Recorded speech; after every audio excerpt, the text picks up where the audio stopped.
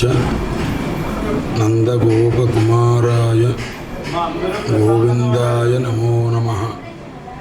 कृष्णाय यादवेन्द्राय ज्ञानमुद्राय योगिने नाथाय रुक्मिणीशाय नमो वेदान्तवेदिने। गुरुर्ब्रह्मा गुरुर्विष्णुः गुरुर्देवो महेश्वरः गुरुस्साक्षात् परं ब्रह्म तस्मै श्री गुरवे नमः। अज्ञानाञ्जाह्नवीतीर्थं विद्यातीर्थं विवेकिनां सर्वेषां सुखदं तीर्थं भारतीतीर्थमाश्रये।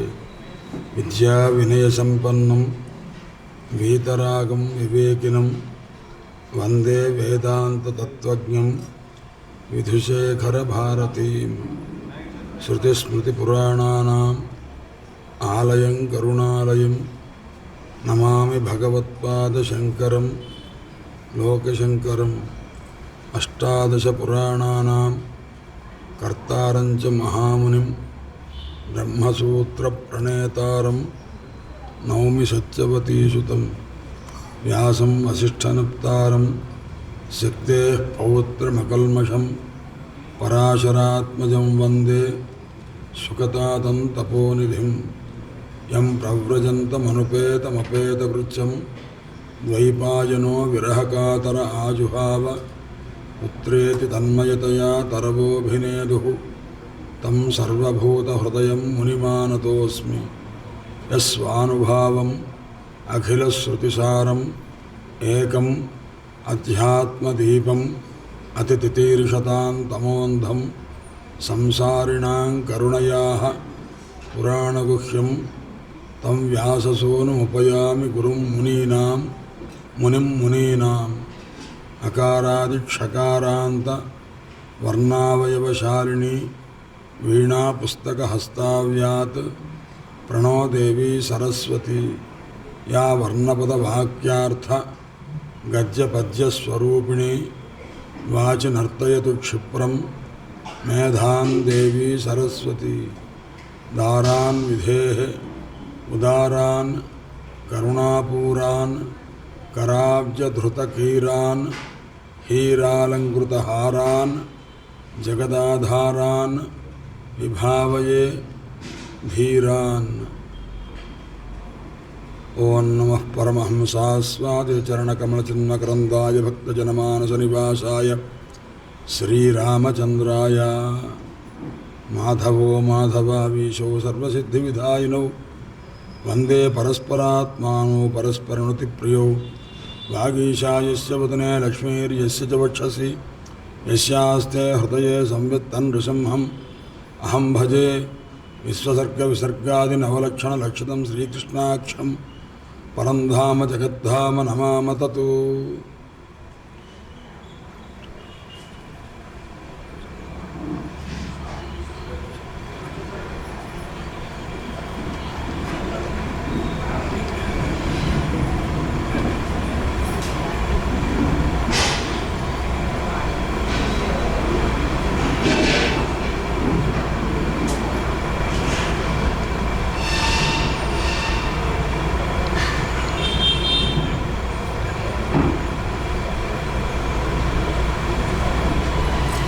भुवनेश्वरी पाहि मां भुवनेश्वरी पाहि मां भुवनेश्वरी।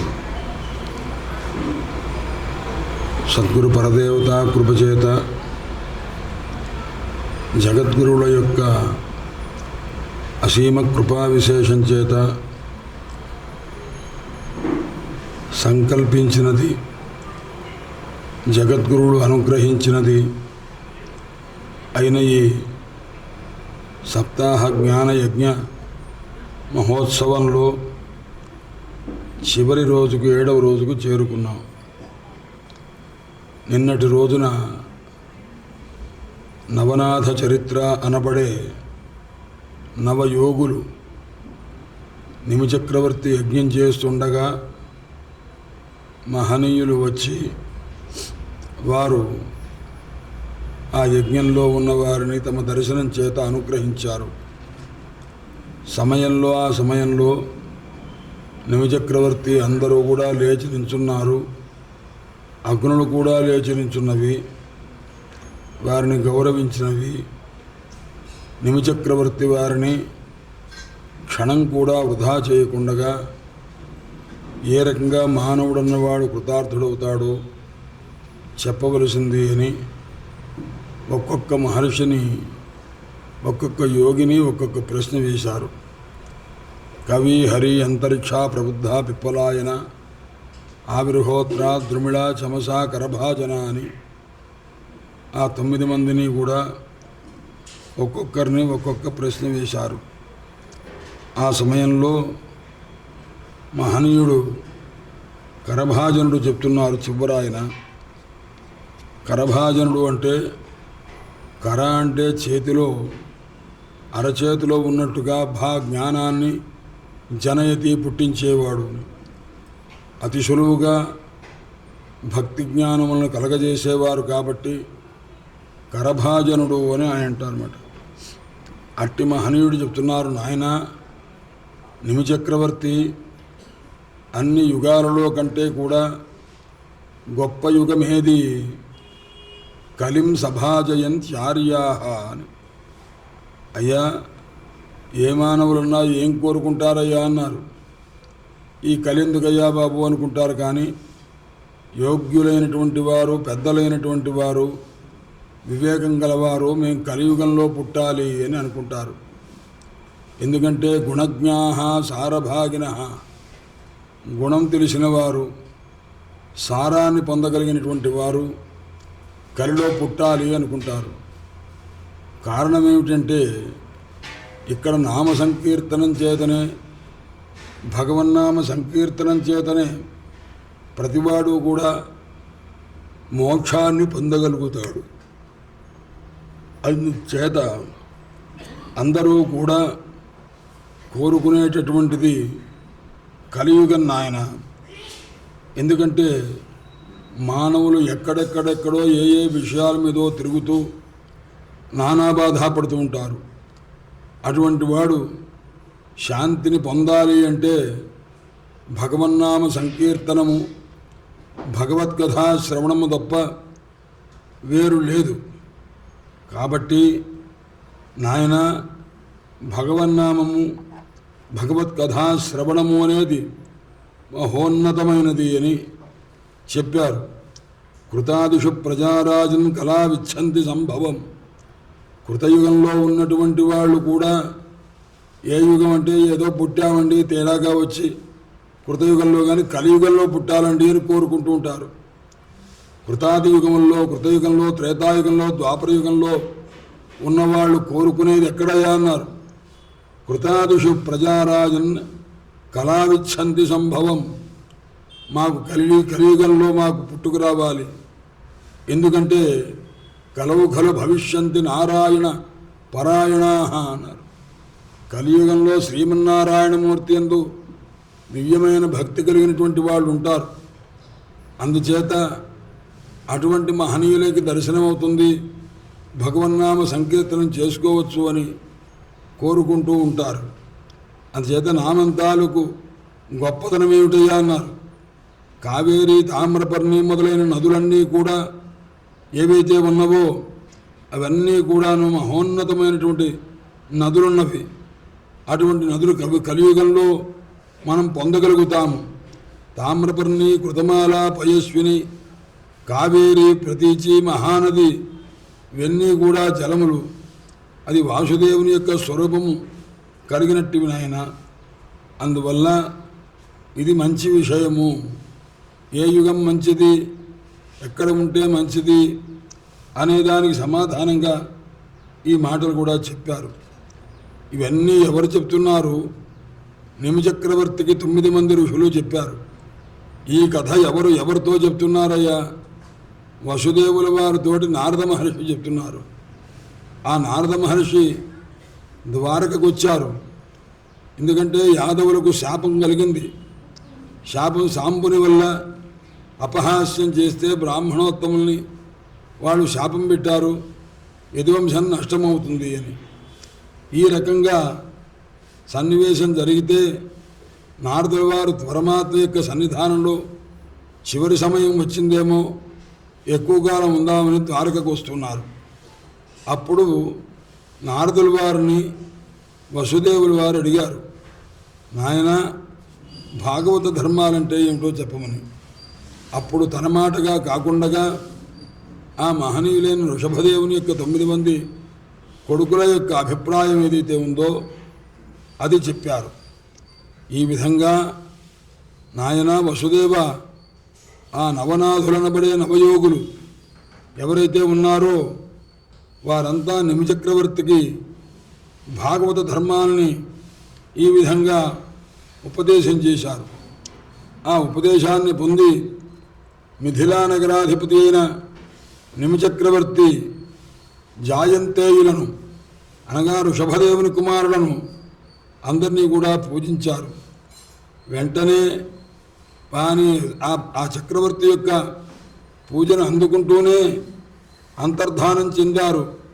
అందరూ చూస్తుండగా రాజైనటువంటి నిమిచక్రవర్తి కూడా దివ్యమైనటువంటి గతిని పొందారు. నాయన భగవంతుని యొక్క కృపాభాజనుడై అని. కాబట్టి వసుదేవ, ఆయన ఎవరో మీ కుమారుడు అనుకుంటున్నారేమో. మాపత్య బుద్ధిమకృథా కృష్ణే సర్వాత్మనీశ్వరే. మీ ఇంట్లో ఉన్నది నీకు దేవకీదేవి కలిగిన సంతానముని అపత్య బుద్ధి. సంస్కృతంలో అపత్యము అని సంతానమునకు పేరు. అది ఆడ సంతానమైతే స్త్రీ అపత్యము, పురుష సంతానమైతే హోమపత్యము అంటుంటారు. అపత్యం అంటే ఏమిటి? నపతతి నపాతయతి ఇత్యపత్యం అంటే కలిగిన సంతానం ఆడదైతే మగవాళ్ళైనా కానీ వాళ్ళు పాడైపోరు. వాళ్ళ వల్ల తండ్రులను పతితులుగా, తల్లిదండ్రులను పతితులుగా చెయ్యరు. ఎవరైతే అలా తల్లిదండ్రులకు అధోగతి లేకుండా జాగ్రత్తగా జీవనం సాగించగలుగుతారో, తల్లిదండ్రులు చెప్పినట్టు వినగలుగుతారో వారికే అపత్యము అని పేరు. నా పతతి, వాడు దుర్వ్యసనములు పారై ధర్మవిరుద్ధమైన జీవనం చేస్తూ వాడు పతితుడు ఎవడు. అలాగే ఆమె పతితురాలు కాదు. నా పాతయతి, తల్లిదండ్రులకు అధోగతి కలిగించరు అని ఈ రకంగా చెప్పి ఉన్నారు. కాబట్టి ఆ పరమాత్మ యందు మాకేదో అపత్యం, మమ్మల్ని ఉద్ధరించేవారు అని మాత్రమే ఆ బుద్ధిని పొందకు నాయన. ఆయన ఎవరనుకుంటున్నావు? సర్వాత్మకుడైన పరమాత్మ. ఆయన మాయా మనుష్య రూపంగా నీకు కుమారుడుగా అవతరించారు తప్ప గూఢమైనటువంటి ఈశ్వర లక్షణాన్ని హృదయంలో నిగూఢంగా పెట్టుకున్నారు. ఎందుకు అవతరించారు పరమాత్మ అంటే భూభారాన్ని తగ్గించాలి. అసురులంతా కూడా మానవ రూపంలో కొంతమంది ఉన్నారు.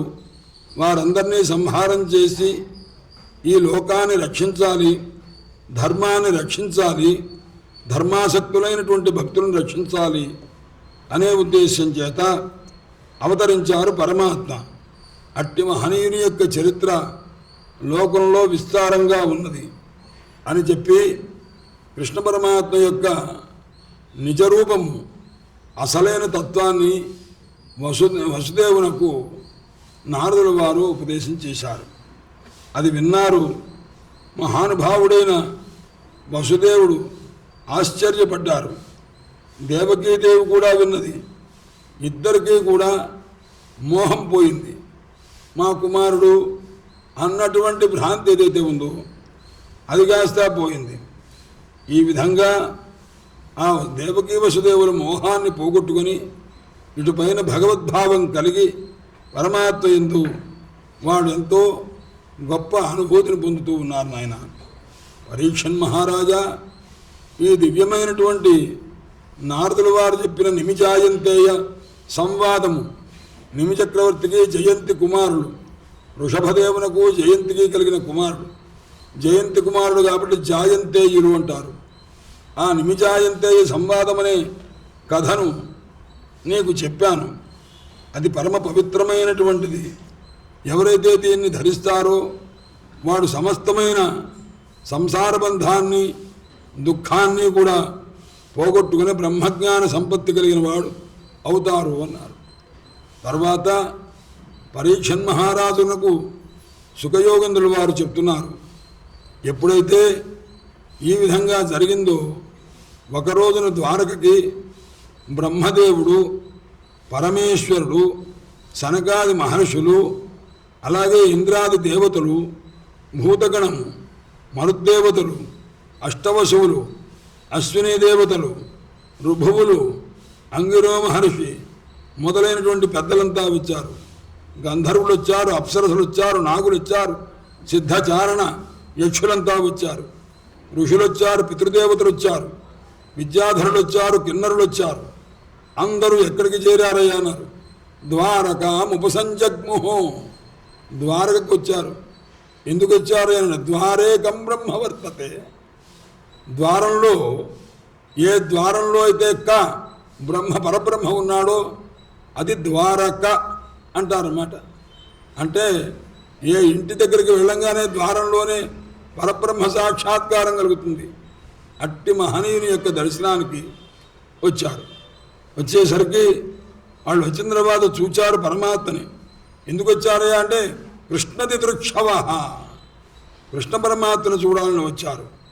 ఆ మహనీయుడైన పరమాత్మ దేహం ఎట్టిదయ్యా, నరలోక మనోరమ, మానవలోకంలో అంత అందమైన రూపం లేదు కదా. త్రిభువన గమనం భువన గమనం అనుకున్నాం కదా.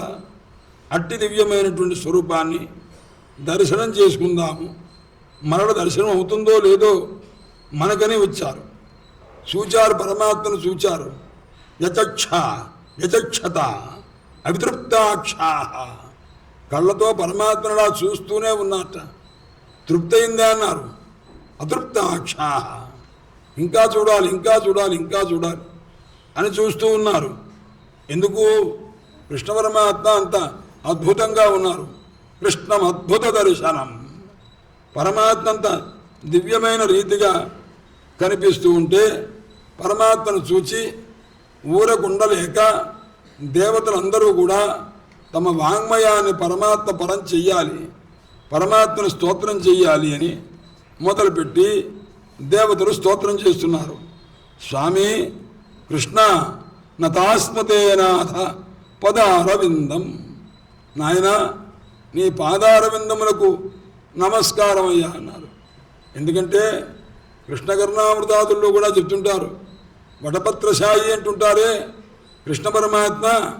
అట్టి పరమాత్మ కాలి బొటన వేరుని చేతితో పట్టుకొని, ఆ కాలి బొటన వేరుని చేతితో పట్టుకొని నోట్లో పెట్టుకుంటున్నారు. అలాంటి పరమాత్మ కదా వటపత్రశాయి. ఎందుకు పరమాత్మ కాలి బొటన వేరుని చేతితో పట్టుకొని నోట్లో ఎందుకు పెట్టుకుంటున్నారు అన్నారు.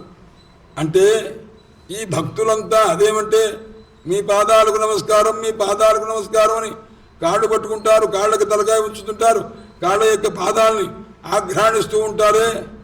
అసలు ఏముంది ఈ కాళ్ళలో, నా కాళ్ళలో అంత మాధుర్యం ఏమన్నా ఉందా అని ఒక్కసారి పరీక్షిద్దామని మహానుభావుడు ఆ కాలు వేలు తీసుకోవడానికి చేత్తో పట్టుకున్నారు. చేత్తో పట్టుకొని అది నోట్లో పెట్టుకునే ప్రయత్నం చేస్తున్నారు. ఎందుకంటే మమ అంఘ్రి రాజీవరసం పిబంతికిం, ఏమిటి నా పాదపద్మం యొక్క ఆ బొటన వేలును వాళ్ళందరూ కూడా నమస్కారం చేస్తున్నారని విహాయ, వాళ్ళు అమృతం ఉంటే అమృతం తాగుతూ కూర్చోవచ్చుగా, నా కాళ్ళ మీద పడి నా కాళ్ళని కాస్త ఆ రకంగా నమస్కారాలు చేస్తూ పట్టుకుంటున్నారేమిటి అని స్వపాద ఆ పాదాంబుజ పాన కౌతుకి, తన పాదపద్మాన్ని పానం చేయడంలో ఉత్సుకత కలిగి పరమాత్మ కాలి బొటన వేరుని నోట పెట్టుకున్నారయ్యా అన్నారు. అందుకోసం ఎక్కడ చూసినా ఏ పరమాత్మ యొక్క పాద అంగుష్టంలో నుంచి గంగ పుట్టిందో త్రిలోక పావని అయిన గంగ పుట్టింది. గంగా అమ్మవారు ఎవరయ్యా అన్నారు. త్రిపుర రహస్యంలో చెప్తారు. దేవతలంతా ప్రార్థించారు, అమ్మ మిమ్మల్ని అమ్మ అమ్మ అమ్మ అంటున్నాము, జగదంబ అంటున్నాము. ఆ తల్లి దగ్గర పసిపిల్లల్లాగా మేమంతా ఉండి ఆనందాన్ని అనుభవించే ఒక స్థితి మాకు కలగజేయవా? తల్లి దగ్గర పడి కూర్చొని ఆడి ఆ మీద పడి ఇదంతా చేస్తూ ఉంటారే ఆ పసిపిల్లలు, అలా మేమంతా బ్రహ్మాది దేవతలు అన్నారు. ఈ మాట మేమంతా నీ యందా అనుభూతిని పొందవద్దా అన్నారు.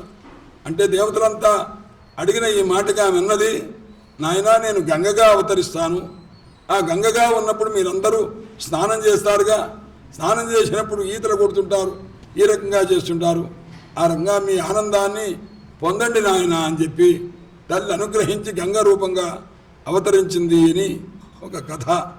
అందుచేత ఏ పరమాత్మ యొక్క పాదాంగుష్టంలో నుంచి గంగ పుట్టిందో అట్టి పరమాత్మ పాదాల విందాలకి నమస్కారం చేస్తూ స్తోత్రం చేశారు భక్తులైన దేవతలంతా.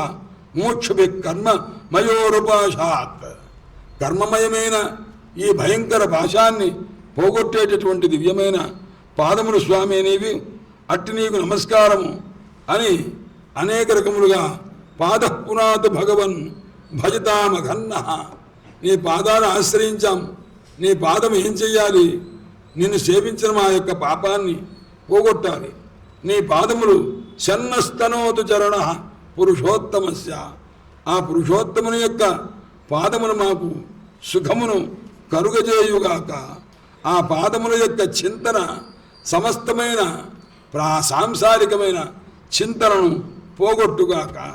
పరమాత్మ స్వరూపము ఎంత గొప్పదయ్యా అంటే ఆ 16,108 మంది కూడా స్మాయ అవలోక లభదర్శిత భావహారి భ్రూమండల ప్రహిత సౌరత మంత్ర శౌండై, అందరూ కూడా ఎంతో శృంగారంగా చూచి 16,108 మంది కూడా కృష్ణ పరమాత్మని చిరునవ్వు చేత, చూపుల చేత, మనస్సును ఆకర్షించుకునే చేష్టాదుల చేత ఎంతెంతో ప్రయత్నం చేశారు. చేస్తే వాళ్ళు ఎవరైనా సరే ఆ 16,108 మందిలో ఎవరైనా పరమాత్మ యొక్క మనస్సును చెదర్చగలిగారా అన్నారు. చెదర్చలేకపోయారు. అంటే వీళ్ళ యొక్క స్వరూపం చూచి పరమాత్మ యొక్క అస్ఖలితమైన బ్రహ్మచర్యంతో ఉన్నారు.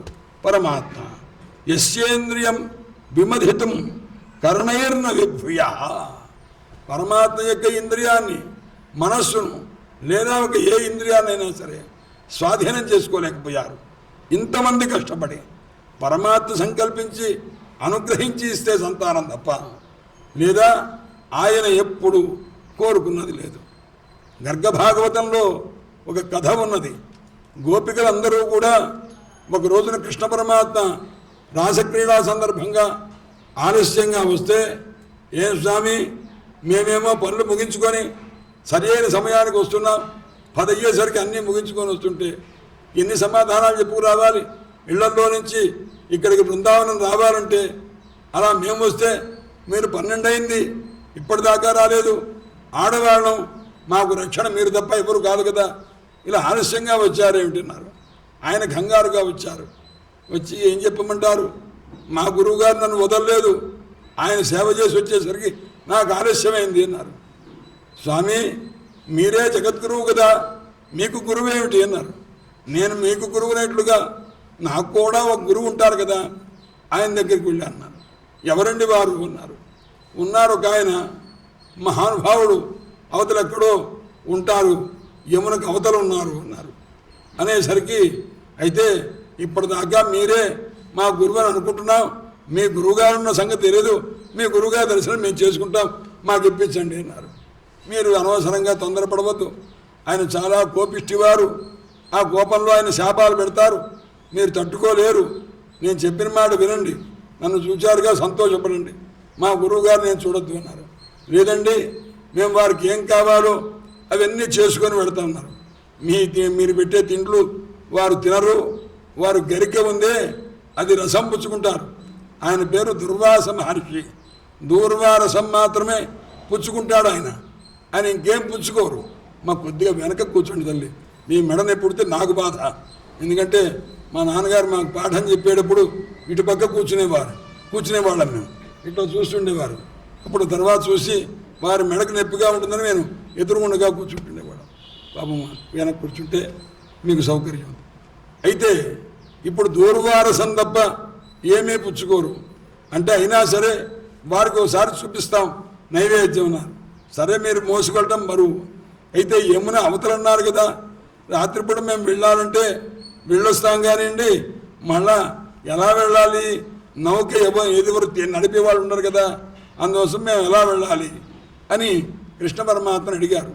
అంటే మహనీయుడైన మా కృష్ణ పరమాత్మ గురువుగారు కేవలం దూర్వారసమే తాగినటువంటి తాగే మహానుభావుడైతే, ఓ యమునా నది మాకు దారి ఇవ్వవలసింది అని యమునా నది నమస్కారం చేసి అడగండి. అడగగానే వెంటనే యమునా నది దారిస్తుంది, ఆ రకంగా వెళ్ళండి అన్నారు. అనగానే మర్నాడు 56 రకాల పిండి వంటలు తయారు చేసుకుంటారు. ఛప్పన్న భోజనం అంటారు ఉత్తర దేశంలో అని. ఆ రకంగా ఆ షట్పంచాశత్ అని సంస్కృతంలో 56 రకాల పిండి వంటలు ఎందుకు మీరు చేసుకోవటం అని ఆయన చెప్పారు. అయినా సరే వరకు చూపించి మనం కూడా అనేక పదార్థాలు ఇంట్లో మనం తింటానికి చేసుకొని అనే స్వామివారికి ఇస్తున్నామని చెప్పి శ్రీకృష్ణ పరబ్రహ్మణే నమః నానావిధ భక్ష్య భోజ్య లేఖ్య చోష్య సహిత శాల్జన్న నైవేద్యం సమర్పయామి. ఆయన కనుక తింటం మొదలు పెడితే మర్నాడు మనం పెడతామా? పెట్టం. ఆయన కేవలం ఆ భక్తిని చూచి అనుగ్రహిస్తారు కంటితో. అంత మాత్రం చేత అనివేదిత అన్నం అశుద్ధము. అంటే భగవంతునికి నివేదించకుండా మనం పెట్టిన అన్నము అది అయోగ్యమవుతుంది. అందుకోసం భగవన్ నివేదితం చేసి మనస్సు చేత స్వామి నీవు భుజించిన శేషాన్ని నాకు ఉంచు అని ఆ రకంగా అనుకొని ఆ పరమాత్మ ఒక్కసారి భోజనం చేసినట్టు చేసి తృప్తిపడి ఒక్కసారి బ్రేవమని త్రేంచారంటారే, అలా త్రేంచినట్టు దేవం భుక్తవంతం సంభావ్య. అమ్మవారి దగ్గర చెప్తారు, దేవీం త్రిపుర సుందరీం భుక్తవతీం సంభావ్య తృప్త అని అమ్మవారు అన్నట్టు. ఆ దివ్యమైనటువంటి ఆ మా త్రిపుర సుందరి యొక్క రూపము, ఆమె కొద్దిగా ఆహారం పుచ్చుకున్నంత మటుకు, అది పుచ్చుకున్న భావన మనకు కలిగేంత మటుకు మనం ఆ భావన నుంచి బయటికి రాకూడదు. ఆ నివేదన పూర్తిగా చేయకూడదు, ఉత్తరాపోసన ఇవ్వకూడదు. ఇది పద్ధతి. అందుచేత ఆ రకంగా పరమాత్మ యొక్క దివ్యమైన స్వరూపాన్ని గ్రహించి వాడు మర్నాడు ఇన్ని పదార్థాలు తీసుకొని యమున దగ్గరికి వెళ్ళి, అమ్మ ఆ మహానుభావుడు మా కృష్ణ పరమాత్మ గురువు గారు దూర్వారసం తప్ప ఏమీ తీసుకొని వారైతే యమునా నది మాకు దారి ఇవ్వవలసింది అన్నారు. అనగానే వెంటనే యమునా నది దారి ఇచ్చింది. లోపలికి వెళ్ళారు, నడుచుకుంటూ వెళ్ళిపోయారు. నడుచుకుంటూ వెళ్ళిపోయి టకటకటగా వెళ్ళారు. స్వామివారిని చూచారు. మహానుభావుడు ఇట్లా కూర్చొని ఉన్నాడు, ఆయన కళ్ళు మూసుకొని ఉన్నారు. తర్వాత కొద్దిసేపు అయిన తర్వాత అందరు నిల్చొని గుణ మాట్లాడుకుంటున్నారు. స్వామి అని ఒకరు ధైర్యం చేసి అన్నారు. కళ్ళు తెరిచారు. ఎవరు మీరు అన్నారు. స్వామి మేము మీ శిష్యులు, కృష్ణ పరమాత్మ యొక్క శిష్యురా అంటామండి అన్నారు. ఆహా అలాగా, ఏమిటి చేతుల్లో గిన్నెల్లో ఏం తెచ్చారు అన్నారు. అంటే స్వామి ఏదో తమకు నైవేద్యం సమర్పిద్దామని మీరు తీసుకోరట అన్నారు. తీసుకోవడం అక్కడ పెట్టండి అన్నారు. పెట్టంగానే అన్ని రకాల ఆహారం టక భుజించేశారు ఆ మహానుభావుడు. వాడు చూస్తున్నారు, ఈయన గరికర సన్నప్ప ఏమీ తాగలన్నారు అన్నారు కదా, మొత్తం తినేస్తున్నారు ఏమిటి అన్నారు. అంతా తినేశారు. తినేసిన తర్వాత ఇంకా ఏమన్నా ఉన్నాయా అన్నారు. లేవు స్వామి, ఏదో ఈ మాత్రం తెచ్చాం, మాకు తెలియదు కదండి మీరు తింటారని అని అన్నారు. సరే వెళ్ళండి అన్నారు. అంటే వెళ్ళండి అంటే వెంటనే వెనక్కి వెళ్ళాలని చూసేసరికి యమున మళ్ళా మూసుకుపోయింది. యమున మూసుకుపోయేసరికి స్వామి మళ్ళా యమున మూసుకుపోయింది, మేము ఎలా వెళతాము, రేపు పొద్దున్న దాకా మాకు కుదరదే, నౌక లేదు, ఏం లేదు కదండి. శ్రీకృష్ణ పరమాత్మ అస్ఖలిత బ్రహ్మచారి అయితే, ఓ యమున మాకు దారి ఇవ్వు అని మీరు అడగండి. అడిగితే వెంటనే దారిస్తుంది అన్నారు. శ్రీకృష్ణ పరమాత్మ ఈ మహానుభావుడు అస్ఖలిత బ్రహ్మచారి ఏమిటి, ఈ గురువు ఏమిటి, ఈయన గరికరసం మాత్రమే తాగినవాడు అంటే ఏమిటి, దానికి యమున దారి ఇవ్వడం ఏమిటి, గురువే శిష్యుడే, సరేలే ఎందుకు వచ్చి కూడా మనం ఇంటికి పోదామని మళ్ళా యమున దగ్గరికి వచ్చి ఈ రకంగా ప్రార్థన చేశారు. చెయ్యగానే వెంటనే యమున దారిచ్చింది. వెళ్ళారు. అందుకోసమని నాయన 16,108 మంది కాదు, అంతకు మించిన వాడున్నా పరమాత్మ యొక్క నిగ్రహము అంత గొప్పది అన్నమాట. అందుచేత ఏ ఒక్కరూ కూడా ఆకర్షించలేకపోయారు. అడ్యస్యేంద్రియం, ఇంద్రియాలు కాదు, బహువచనం వేరే, రెండింద్రియములు కాదు, ద్వివచనం వేరే, ఇంద్రియం పరమాత్మ యొక్క ఒక్క ఇంద్రియాన్ని కూడా లోపరుచుకోలేకపోయారు. ఎవరు? 16,108 మంది. ఈ 16,108 మంది వ్యక్తుల యొక్క సౌందర్యం చూసి మన్మధుడు అనుకున్నాడు, ఒక్క ఈ 16,108 మందిలో ఒక్క ఆమె నన్ను అనుగ్రహించి సరేగా నువ్వు చెప్పిన మాట వింటానంటే ఆమె సౌందర్యాన్ని చూపించి 3 లోకాలు కూడా నేను స్వాధీనం చేసేవాడిని అనుకున్నాడట మన్మధుడు. అంటే అంత గొప్ప సౌందర్యవతులైన వాళ్ళు ఒకరా ఇద్దరా? 16,108 మంది. యస్యేంద్రియం విమధితుం నశేకు అని దేవతలు పరమాత్మని స్తోత్రం చేశారు ద్వారకలు. స్వామి, మీ యొక్క దివ్యమైన చరిత్ర అంతా ఇన్ని సంవత్సరాలలో ఏదైతే మీరు బాల్యలీల దగ్గర నుంచి మీరు మాకు అనుగ్రహించారో అవన్నీ ఒక చరిత్ర రూపంగా మేమంతా లోకమంతా కూడా వింటుంది, గానం చేస్తూ ఉంటుంది, ఆ రకంగా స్మరిస్తూ ఉంటారు, స్మరించి ధరిస్తూ ఉంటారు. కాబట్టి మీరు వచ్చి అవతరించి ద్వాపర యుగంలో వచ్చి అవతరించి ఎంతకాలం ఎందున్నారు? శరచ్ఛతం యతీయాయ పంచవింశాధికం విభో. 125 సంవత్సరాలు అయింది స్వామి. అందుచేత ఇప్పుడు ఇక మీరు చేయవలసినటువంటి పని లేదు. కాబట్టి దయచేసి మీరు మమ్మల్ని అనుగ్రహించి వైకుంఠంలో మాకు దర్శనం ఇవ్వవలసింది అన్నారు. అంటే ఇది వదిలిపెట్టి వైకుంఠానికి రావలసింది అని కోరారు. ఈ మాట అనేసరికి పరమాత్మను, ఆయన బ్రహ్మాది దేవతలారా, మీ యొక్క అభిప్రాయం నాకు తెలిసింది. సరే, తప్పకుండా కూడాను నేను ఇప్పటిదాకా ఉన్నటువంటి వాళ్ళందరినీ, దుష్టులందరినీ సంహారం చేస్తే ఇప్పుడు మాయాదవులే ఎలా ఉన్నారు అంటే పరమాత్మ దగ్గరే అందరికీ వస్తున్నారు, మనం ఎవరికి తగ్గక్కర్లేదని దృప్తులై ఉన్నారు. అంటే అహంకారం కలిగి ఉన్నారు. అలాంటి వాళ్ళ యొక్క అహంకారాన్ని కూడా ఉపసంహారం చేయటానికి యదువంశమునకు శాపం కూడా వచ్చింది, బ్రాహ్మణ శాపం. దానివల్ల అది కూడా ఇదానీం నాశ ఆరబ్ధ, నాశం ప్రారంభమైంది నాయన. అందుచేత ఇక ఇక్కడ ఉండేటువంటి పని లేదు, బయలుదేరుతాము అని చెప్పి సరే అవతారాన్ని అంతర్ధానం చేసే సమయం వచ్చింది, మీరు వెళ్ళండి అని పరమాత్మ పంపించారు. వాళ్ళంతా కూడా నమస్కారం చేశారు, వెళ్ళారు. వాళ్ళు వెళ్ళటం ఏమిటి? ద్వారకలో అనేక ఉపద్రవాలు జరగటం మొదలుపెట్టినవి.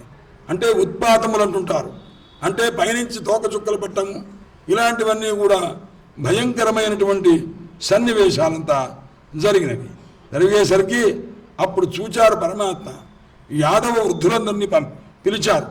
పిలిచి, అయ్యా పెద్దలారా చూడండి, మన ద్వారకలో ఎన్నో ఉపద్రవాలుగా శకునాలు దుశ్శకునాలు కనిపిస్తున్నవి. కారణం ఏమిటి అంటే మన వాళ్ళు చేసిన అపరాధమునకు బ్రాహ్మణులు శాపం పెట్టారు. ఆ శాపం పెట్టడం చేత యదువంశం మొత్తం నశించిపోతుంది. కాబట్టి మనం ఇక్కడ ఉండవద్దు. పోయేటప్పుడు ఒక పవిత్రమైన పని చేసి అక్కడ మనం కాలక్షేపం చేద్దాం. నమస్తవ్యమ్యహ, ఇక్కడ మనం ఉండటానికి అవకాశం లేదు. కాబట్టి మనం బ్రతకాలి అనుకుంటే ఇక్కడ ఉండవద్దు. ఎక్కడికి వెళదాం? ప్రభాసమని పుణ్యక్షేత్రం ఒకటి ఉన్నది. ఆ ప్రభాస క్షేత్రానికి వెళదాం.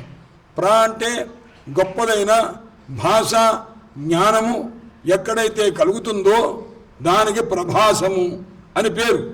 ఆ ప్రభాస క్షేత్రమునకు వెళదాం. పదండి నాయన, అందరూ కూడా బళ్ళు కట్టండి.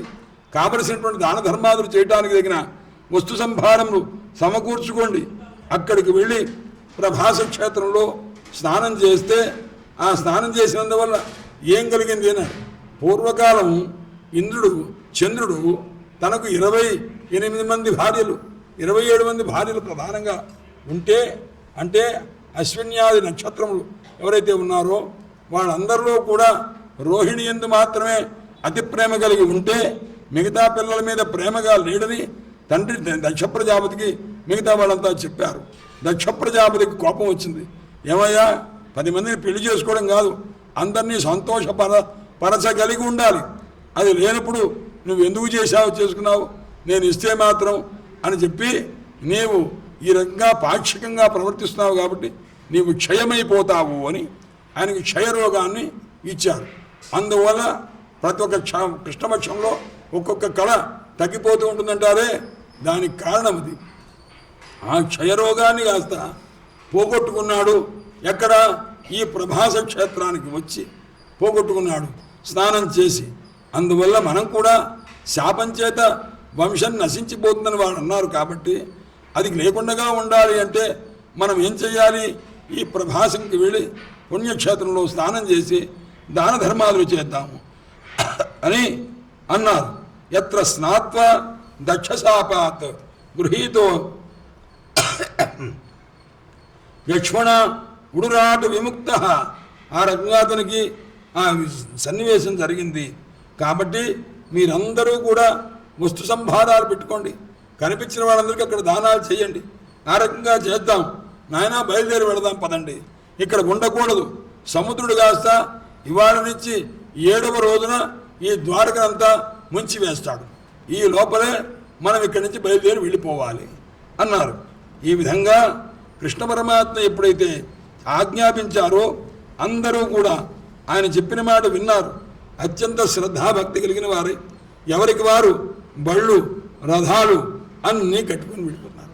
పాపం మహానుభావుడు ఈ మాటలు చెప్తున్నప్పుడు ఉద్ధవుడు బుద్ధిసత్తముడు బృహస్పతి శిష్యుడు కృష్ణ పరమాత్మ యొక్క భక్తుడు అక్కడి నించొని చూస్తున్నాడు.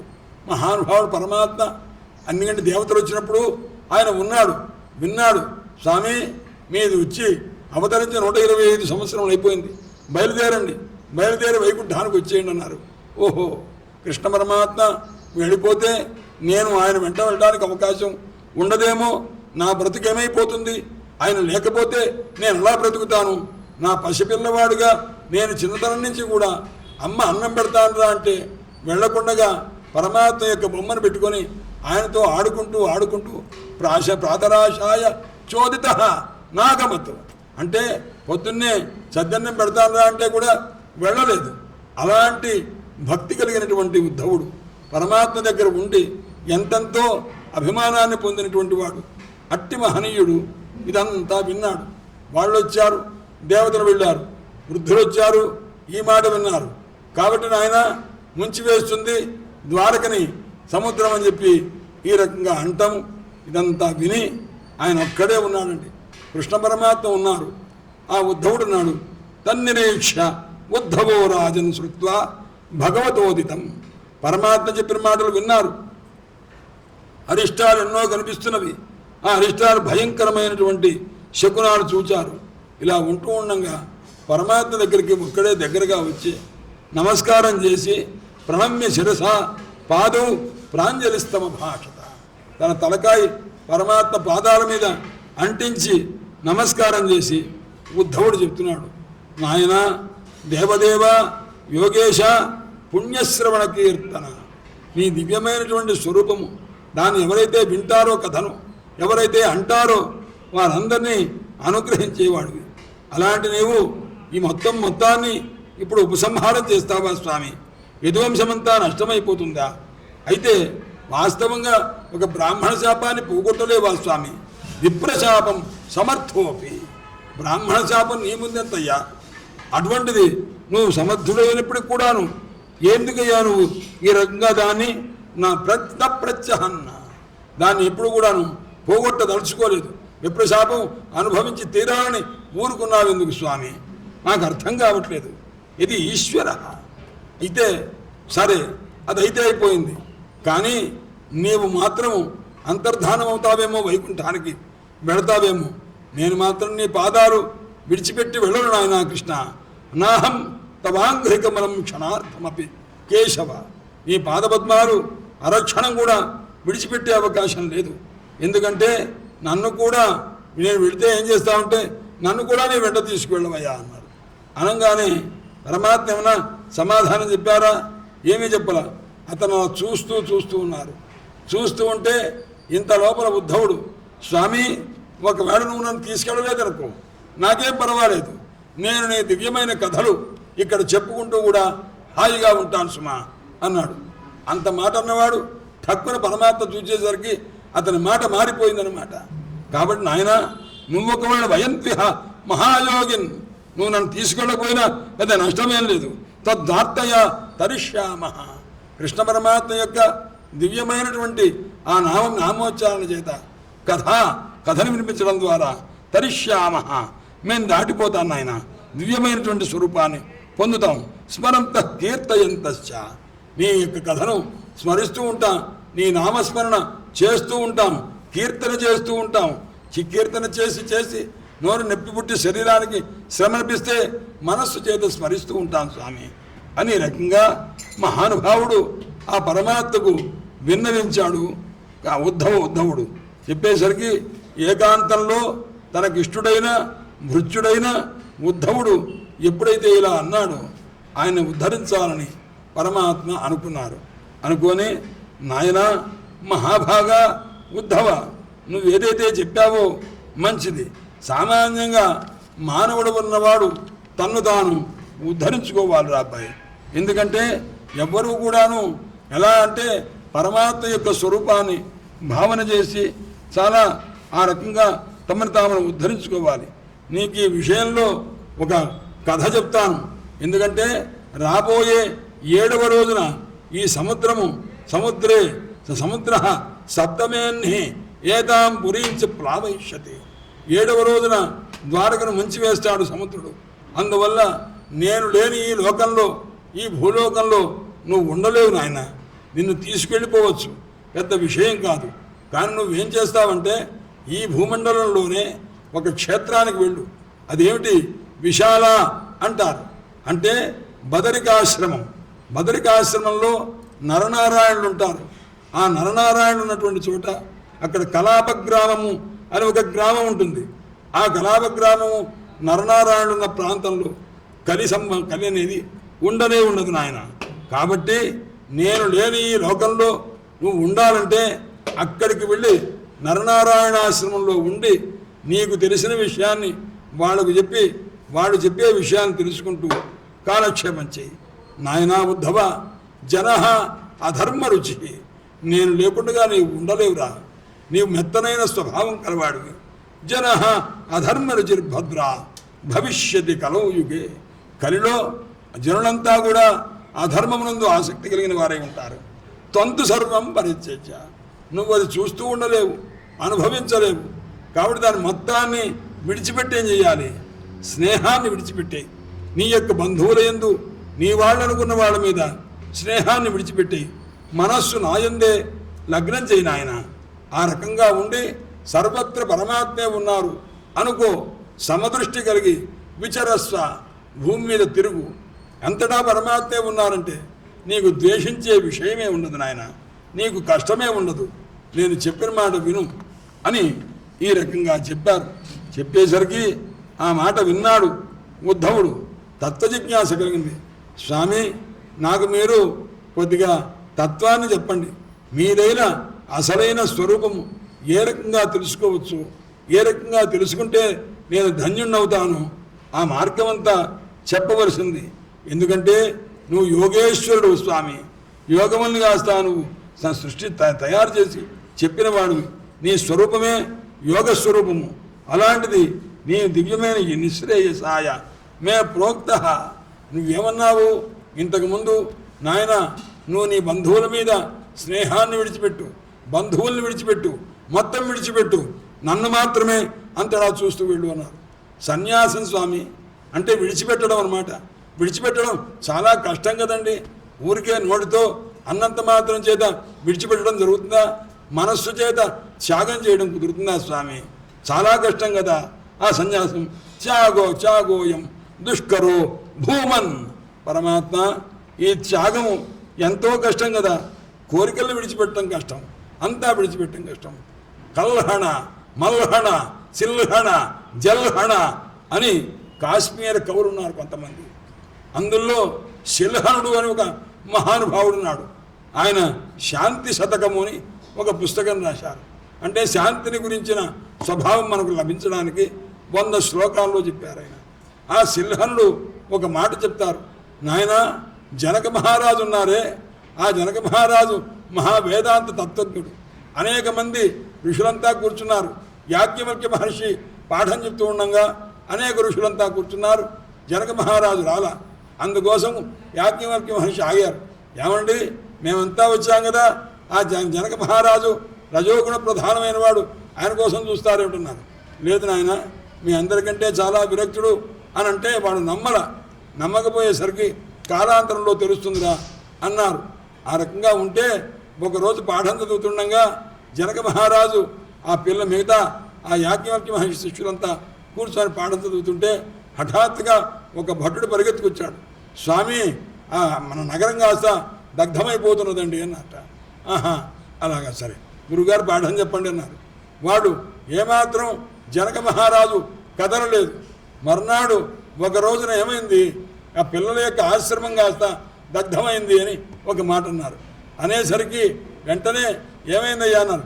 పిల్లలంతా పాఠంలో నుంచి ఉత్తర శాంతి కూడా చేయకుండా పరిగెత్తుకుంటూ వెళ్ళి ఆ బట్టలు తగలబడిపోతేమో పరిగెత్తుకుంటూ వెళ్ళారు. చూచారురా నాయన, మీరు ఎలా పరిగెత్తారో ఆ మహానుభావుడు నిన్నటి రోజున అయ్యా నగరం తగలబడిపోయిందన్నారు. ఇంకా కొద్దిసేపటికి ఇంకోటి వచ్చి అగ్ని అంతఃపురం దాకా వచ్చిందండి అన్నారు. ఆహా అన్నారు తప్ప ఆయన వెనక్కి తిరిగి చూసి అలాగా అని కూడా అనలేదు. ఆ తర్వాత అయ్యా అంతఃపురంలో రాణుల దాకా వ్యాపించిపోతున్నదండి అగ్ని అన్నారు. సరే అనుకున్నాడు తప్ప పొరపాటు తల ఎత్తి పక్కకి తిరిగి చూడను కూడా చూడలేదు. మిథిలాయాం ప్రదీప్తాయాం, నాయన మిథిలా నగరం దగ్ధమైపోతుంటే నాకు వెంట్రుక బాసి నష్టం లేదు పోవయ్యా అన్నాడు. అంత జ్ఞానం కలవాడనమాట. అందుచేత ఆ మహానుభావుడు చెప్తున్నాడు, త్యాగం చేయడం అంటే ఎంత కష్టమయ్యా అన్న విషయాన్ని చెప్తూ, నాయన త్యాగోయం సన్యాస, ఆ సన్యాసం అనేటువంటి ఏది ఉందో అది చాలా కష్టం కదా. అలాంటి స్థితిలో నాయన నేను ఏ విధంగా ఇదంతా వదులుకొని ఉండగలనండి, ఇది కుదరదు కదా అన్నారు. అంటే తస్మాత్ భవంతం అనవద్యం అనంతపారం, నాయన నిన్ను దివ్యమైన నీ స్వరూపాన్ని ప్రార్థన చేస్తున్నా, సర్వజ్ఞుడవు నీవు, ఈశ్వరుడవు, సమస్తమైనటువంటి జ్ఞానాన్ని ఇచ్చి ధన్యుణ్ణి చేయగలవు. నేనే విధంగా కృతార్థుణ్ణవుతాను. ఆ త్యాగం చేయగలిగిన మానసిక స్థైర్యము నాకు ఎలా లభిస్తుందో నాకు ఉపదేశం చేయవలసింది. నారాయణం నరసఖం శరణం ప్రపంచే, నరనారాయణ స్వరూపం కూడా నీవే. నన్ను ఎక్కడికి వెళ్ళమంటున్నావు, ఏ బదరికాశ్రమానికి వెళ్ళమంటున్నావు, ఏ నరనారాయణుడు ఉన్నారని వెళ్ళమంటున్నారు. ఆ నరనారాయణుడు నీకంటే వేరు కాదు నాయన, నీ స్వరూపమే. అట్టి నీకు నమస్కారం. స్వామి కృష్ణ, నాకు చెప్పు నాయన, ఆ తత్వాన్ని ఉపదేశం చెయ్యి అంటే, నాయన ఉద్ధవ, నేనొక్క మాట చెప్తున్నా. లోకంలో సామాన్యంగా మానవులు లోకంలో ఉన్నటువంటి వస్తువుల్ని పరీక్షిస్తూ ఉంటారు. అయితే దానిలో మంచి చెడు చూసి అది మంచి అయితే స్వీకరిస్తారు, చెడు అయితే దాన్ని వదిలేస్తుంటారు. అదే రీతిగా ఎవరిని వారు మనం ఉద్ధరించుకోవాలి. మనకున్న కష్టాన్ని బట్టి ఏది తింటే మనకు పడదో ఆ తిండిని కాస్త విసర్జించాలి కదా, ఇది కదా చెప్పేది. అందుకోసం అలాగే ఏదైతే మనకు జ్ఞానమునకు ప్రతిబంధకమో దాన్ని వదిలిపెట్టాలి కదా. అందువల్ల ఎవరిని వారు ఉద్ధరించుకోవచ్చు నాయన ఈ రకంగా. కాబట్టి ఎక్కువగా మాట్లాడటం చేత, వ్యర్థ ప్రలాపముల చేత, పరనింద చేత, ఆత్మస్థుతి చేత నశించిపోతూ ఉన్నారు. అటువంటి ప్రసంగాలు విడిచిపెట్టు నాయన. ఎలా ఉండాలి, నీకు నీవే గురువువి, నీకు మళ్ళా ప్రత్యేకించి గురువులు లేరు. నీకు ఈ విషయంలో అత్రా పితాహరంతీమం ఇతిహాసం, నీకొక కథ చెప్తా. మా పెద్దలు చెప్పిన తాలూకు కథ నాయన. ఒకానొకప్పుడు మహనీయుడైన దత్తాత్రేయుల వారు అవధూత స్వరూపంతో సంచారం చేస్తున్నారు. సంచారం చేస్తుంటే మా వంశమునకు పెద్దవారైనటువంటి యదుచక్రవర్తి ఆ అవధూత దత్తాత్రేయుల వారిని చూచి ఆయన చూచారు. ఆయన ఎలా ఉన్నారయ్యా అన్నారు. అవధూత కంచి చలంత మగుతో భయం, అసలు భయం లేదు, ఏమీ లేదు, హాయిగా సంచారం చేస్తున్నాడు. ఏ రకమైన చీకు చింత లేకుండా ఉన్నాడు. యవ్వనంలో ఉన్నారు ఆయన, మంచి దృఢ శరీరం కలిగి ఉన్నాడు. అట్టి మహానుభావుని చూచి, దత్తాత్రేయుల వారిని చూచి అడిగాడు యదుచక్రవర్తి, స్వామి మీరు ఈ రకంగా ఎలా ఉంటున్నారండి? చాలా రోజుల నుంచి మిమ్మల్ని పరిశీలిస్తున్నా, ఒక దాని గురించి ఆశపడరు, ఒక చోటికి వెళ్ళరు, మీ పనేదో, అసలు మీకు ఒక పని అంటూ ఏమీ లేదు. ఈ రకంగా ఇంత సంతోషంగా ఎప్పుడు నవ్వుతూనే ఉంటారు. ఏది ఒక పని చేయవు, ఏది కోరుకునవు. ఎలా ఉన్నావు అన్నాడు. జడ ఉన్మత్త పిశాచవతు, ఒక జాట్యం పట్టినట్టుగాను, ఒక ఉన్మాదం పట్టినట్టుగా, ఒక పిశాచములాగా ఆ రకం ఒకే ధోరణిలో ఉండిపోతున్నారే. కామం లేదు, క్రోధం లేదు, లోభం లేదు, ఏ రకమైనటువంటి అవలక్షణములు లేకుండా ఉన్నారే స్వామి. ఇది ఎలా జరిగింది? ఇలా ఉండటం సాధ్యం ఎలా అవుతుంది? ఏ మానవుడికి కాదే, అలాంటిది మీకు ఎలా సాధ్యమైంది స్వామి అంటే, అప్పుడు యదుచక్రవర్తితోటి మాట్లాడినటువంటి దత్తాత్రేయులు వారు అనుగ్రహించదలుచుకొని అప్పుడు మాట్లాడారు. నాయన యదు చక్రవర్తి, నాకు చాలామంది గురువులు ఉన్నారు రా అబ్బాయి, 24 మంది గురువులు ఉన్నారు నాకు. వాళ్ళందరూ కూడాను, వాళ్ళలో నేను ఒక్కొక్కడు, వాళ్ళు ఇద్దరు 2 రకాలుగా ఉంటారు గురువులు. ప్రవృత్తి గురువులు, నివృత్తి గురువులు అని ఉంటారు. ప్రవృత్తి గురువులు అంటే కొంతమందిని చూచి కొన్ని నేర్చుకోవాలి, ఇలా ఉండాలి, ఇలా ఉండాలి అని మనం ఏ వస్తువుల్ని చూచో ఏ వ్యక్తిని చూచి అనుకుంటాము, వారు ప్రవృత్తి గురువులు. ఎవరైతే ఇలా ఉండకూడదు, ఇలా ఉంటే అనర్థము, ఇలా ఉండకూడదు అని ఎవరితో దేన్నైతే తెలుసుకుంటాము వారు నివృత్తి గురువులు. ఈ గురువులు ఉన్నవారు ఎంతమంది ఉండవచ్చా అన్నారు. అయ్యా, శిక్షా గురువులు అంటారు వీళ్ళని. ఎవరిని చూచి ఏం మనం నేర్చుకుంటామో వాళ్ళ దగ్గర కూడా చదువుకోం, వాళ్ళ దగ్గర ఉపదేశం పొందాం, కానీ వాళ్ళని చూసి మనం నేర్చుకుంటామే. ఓహో, ఇలా ఉండాలి మనిషి అంటే, ఇలా ఉండాలి, ఈ రకంగా ఉండాలని మనం నేర్చుకుంటాం. చూసారా, అలా ఆ నేర్చుకోవడానికి కారణమైన ఆ వస్తువు కానీ ఆ వ్యక్తి కానీ మనకు శిక్షా గురువు. అతని వల్ల శిక్షణ పొందాడు కాబట్టి శిక్షా గురువు అవుతారన్నమాట. అందుచేత అలాంటి గురువులు ఎంతమంది అయినా ఉండవచ్చు, 24 కాదు, 1,00,000 మంది అయినా ఉండవచ్చు. అందువల్ల గురువులను ఉండాలంటే దీక్షా గురువు ఒక్కరే ఉండాలి. శిక్షా గురువులు ఎంతమంది అయినా ఉండవచ్చు. ఆ శిక్షా గురువుల్లో కూడా నివృత్తి గురువులు ఉంటారు, ప్రవృత్తి గురువులు ఉంటారు. అంటే ఎవరిని ఒకరిని చూసి నేర్చుకోవచ్చు, కొంతమంది చూసి నేర్చుకోవడం మానేయటం, ఇవన్నీ జరుగుతావు అనమాట. అందుచేత వాళ్ళు ఎవరు అంటే కూడా చెప్తున్నాను, పృథివీ, వాయు, ఆకాశము, నీరు, అగ్ని, చంద్రుడు, సూర్యుడు, కపోతము అంటే పావురము, అజగరము, కొండ చిలువ, సింధు, సముద్రము, పతంగము, పక్షి, మిణుగురు పురుగు, ఆ రకంగా ఇవన్నీ కూడా అనమాట. పతంగ, మిడత, మధుకృతు, తేనెటీగ, గజము, మధుహ అని అంటే ఆ తేనెని కాస్త కొట్టేటువంటి ఆటవికుడు ఉంటాడు, వాడు. హరిణహ, జింక, మీన, చేప, పింగళ, ఒక వేశ్య, కురర పక్షి, అర్భకుడు, ఒక పసిపిల్లవాడు, కుమారి, పెళ్లిగాని ఒక పిల్ల, శరకృతు, బాణములు తయారు చేసేవాడు, సర్పము, ఊర్ణనాభి, లూతాకీటము, సాలెపురుగు, సుపేశకృతు, ఇవన్నీ కూడా నాకు 24 మంది నాయన. వీళ్ళందరూ కూడా రాజన్ 24 ఆశ్రిత. నా బుద్ధి చేత వీళ్ళని నేను గురువులుగా నిర్ణయించుకున్నాను అన్నారు. అంటే ఎవరెవరి వల్ల ఏమేం తెలుసుకున్నారో మళ్ళా చెప్తున్నారు. నాయన, భూమి నాకు మొట్టమొదటి గురువు అన్నానే, ఎందుకయ్యా అన్నారు అంటే క్షితైర్వ్రతం భూమి భూతైరాక్రమ్యమాణోపి. ఎంతమంది జీవులు ఆక్రమించున్నారండి ఈ భూమిని. అయినప్పటికీ కూడా ఏ విధంగా ఉందయ్యా, భూమి అటు ఇటు కదిలిందా, ఇంత బరువు మోయలేనని వంగిందా, ఏ రకంగా జరిగిందా, లేదే. అలా ఎంతమంది మనల్ని ఆవరించి అనేక రకములుగా ఇబ్బందులు పెట్టినా మన ధైర్యాన్ని కోల్పోకూడదు. ఎలా కోల్పోకూడదయ్యా అన్నాడు. ఎన్ని లక్షల మంది, కోట్ల మంది జీవరాశులు తన పైన ఉన్నప్పటికీ కూడా భూమి ఏ విధంగా కదలకుండా ఉందో అలా ఉండాలి అని భూమి వల్ల నేను నేర్చుకున్నాను. దీనివల్ల నేర్చుకున్నది అంటే ఇలా ఉండాలి అని అన్నదంటే ప్రవృత్తి గురువు అన్నమాట.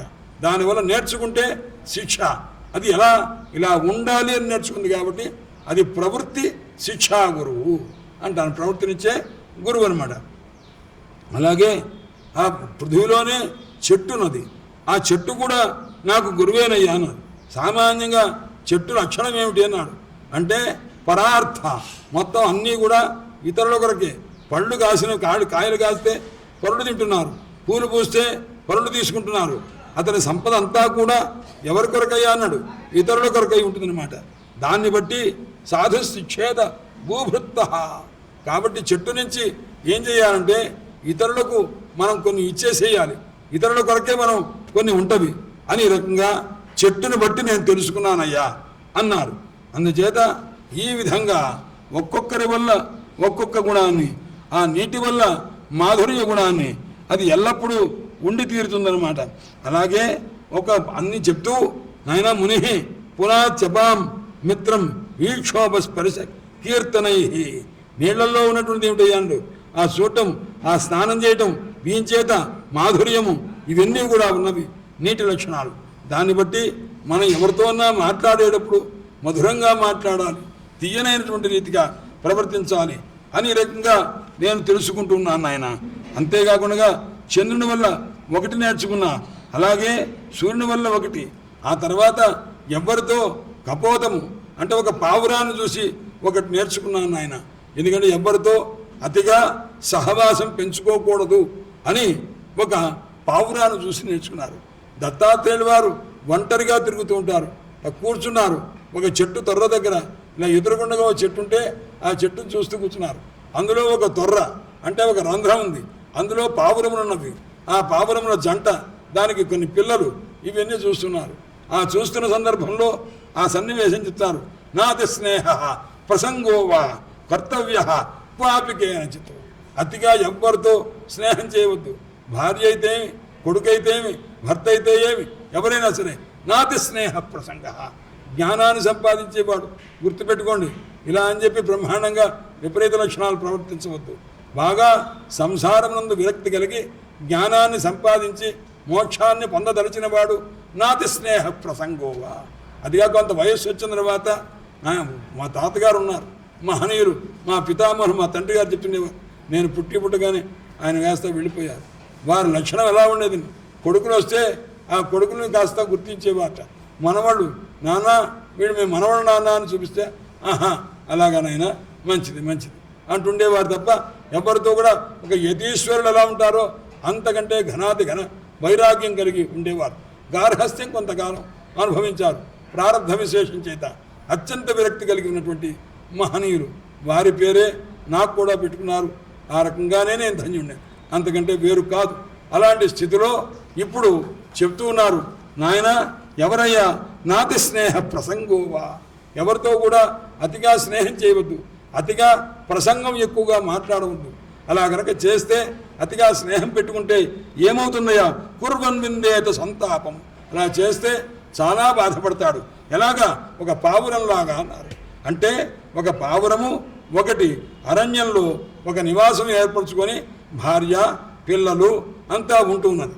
ఈ రకంగా వాళ్ళిద్దరు ఎంత అన్యోన్యంగా ఉండేవాళ్ళంటే దాన్ని చూసి ఆశ్చర్యపడేట్టుగా ఉండ.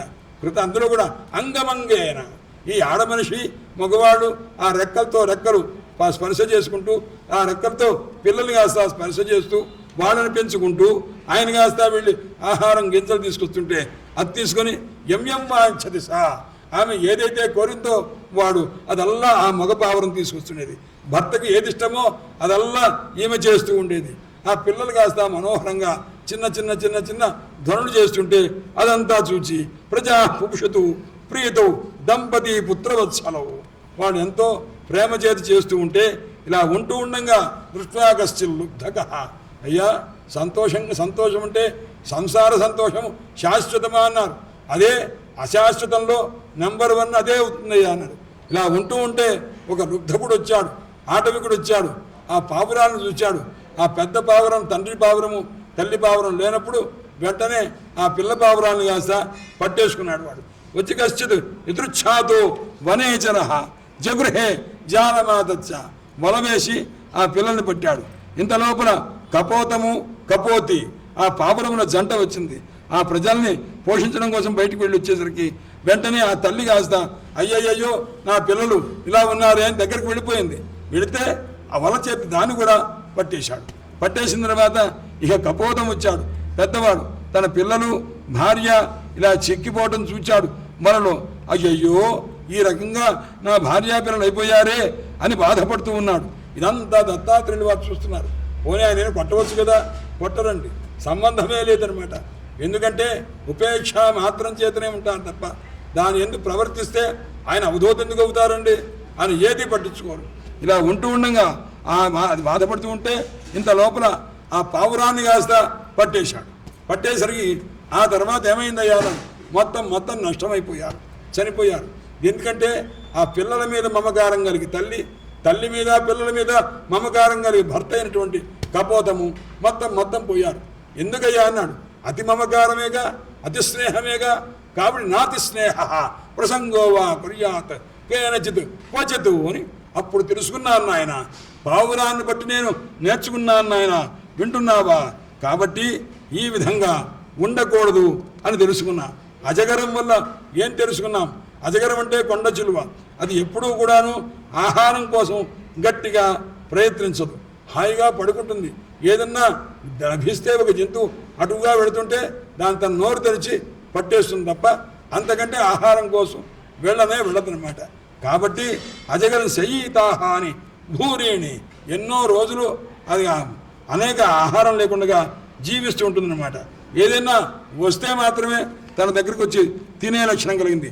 దాన్ని బట్టి అనుకున్నా, ఓహో మనం ఆహారం కోసం పెద్దగా తిరగకూడదు అనే విషయాన్ని దానికోసం అది నేర్చుకున్నాను. ఎప్పుడు కూడా ఎలా ఉండాలయ్యా, ఎంత కష్టం వచ్చినా, ఎంత స్థితికి వచ్చినా, ఎంత ఐశ్వర్యం వచ్చినా ఏ రకమైనటువంటి ఆ గర్వం లేకుండా చాలా గంభీరంగా ఉండాలి అని అనుకున్నా. ఎందుకంటే నదుల నుంచి అనేక రకములుగా నీరంతా కూడా పొంగి ప్రవహించి సముద్రంలో కలిస్తే సముద్రం అంతా నీరంతా నిండిపోతే ఎంత గంభీరంగా నిశ్చలంగా చక్కగా ఉంటుందో ఆ రకంగా ఉండాలని సముద్రం దగ్గర నించొని చూస్తూ ఉంటే ఆ సముద్రాన్ని బట్టి ఓహో దీని దగ్గర ఏం నేర్చుకోవాలి అని చూచి ఈ రకమైన నిశ్చలంగా ఉండడం, ధైర్యంగా ఉండడం సముద్రం దగ్గర నేర్చుకున్నాను నాయన అని చెప్పి, అదే రకంగా నాయన ఎప్పుడైనా ఆశపడి దేని ఎందుకు కూడాను మనం వెళ్ళకూడదు. భ్రాంతి చెంది ఒకప్పుడు మృత్యువును పొందుతాం అనే విషయాన్ని పతంగాన్ని బట్టి నేను తెలుసుకున్నాను నాయన. భగవత్పాద శంకరుడు చెప్తుంటారు, నాయన వివేక చూడామణిలో సప్తాదిభి పంచభిరేవ పంచత్వమాపు స్వగుణేన బద్ధ్వా పతంగ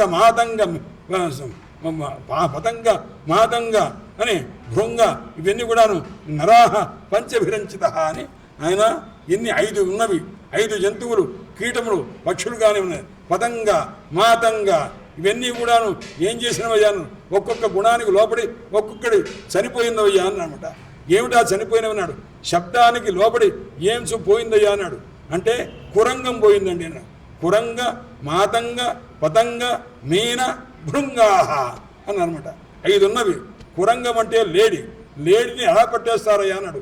ఒక ఆటవికుడు వేణుగానం చేస్తుంటాడు, ఇంకొకడు చెట్టు వెనకాల ఉండి ఆ లేడి వెనకాలుగా హఠాత్తుగా ఒక ఇతర మొల వేసి పట్టేస్తుంటాడు. వీడు వేణుగానం చేస్తుంటే వేణుగానానికి రిక్కించి అది చెవులతో జాగ్రత్తగా శ్రద్ధగా ఉంటుంది. వేణుగానం నందు దానికి ఆసక్తి అనమాట. ఆ రకంగా దాన్ని ఎప్పుడైతే వింటూ ఉన్నదో వెనక నుంచి వాడు మొల వేసి పట్టేస్తుంటాడు. పట్టేస్తే అది కాస్త తర్వాత దాన్ని చంపుకోవడమో ఏదో చేస్తారు. ఆ విధంగా అది కష్టంలో పడిపోతుంది.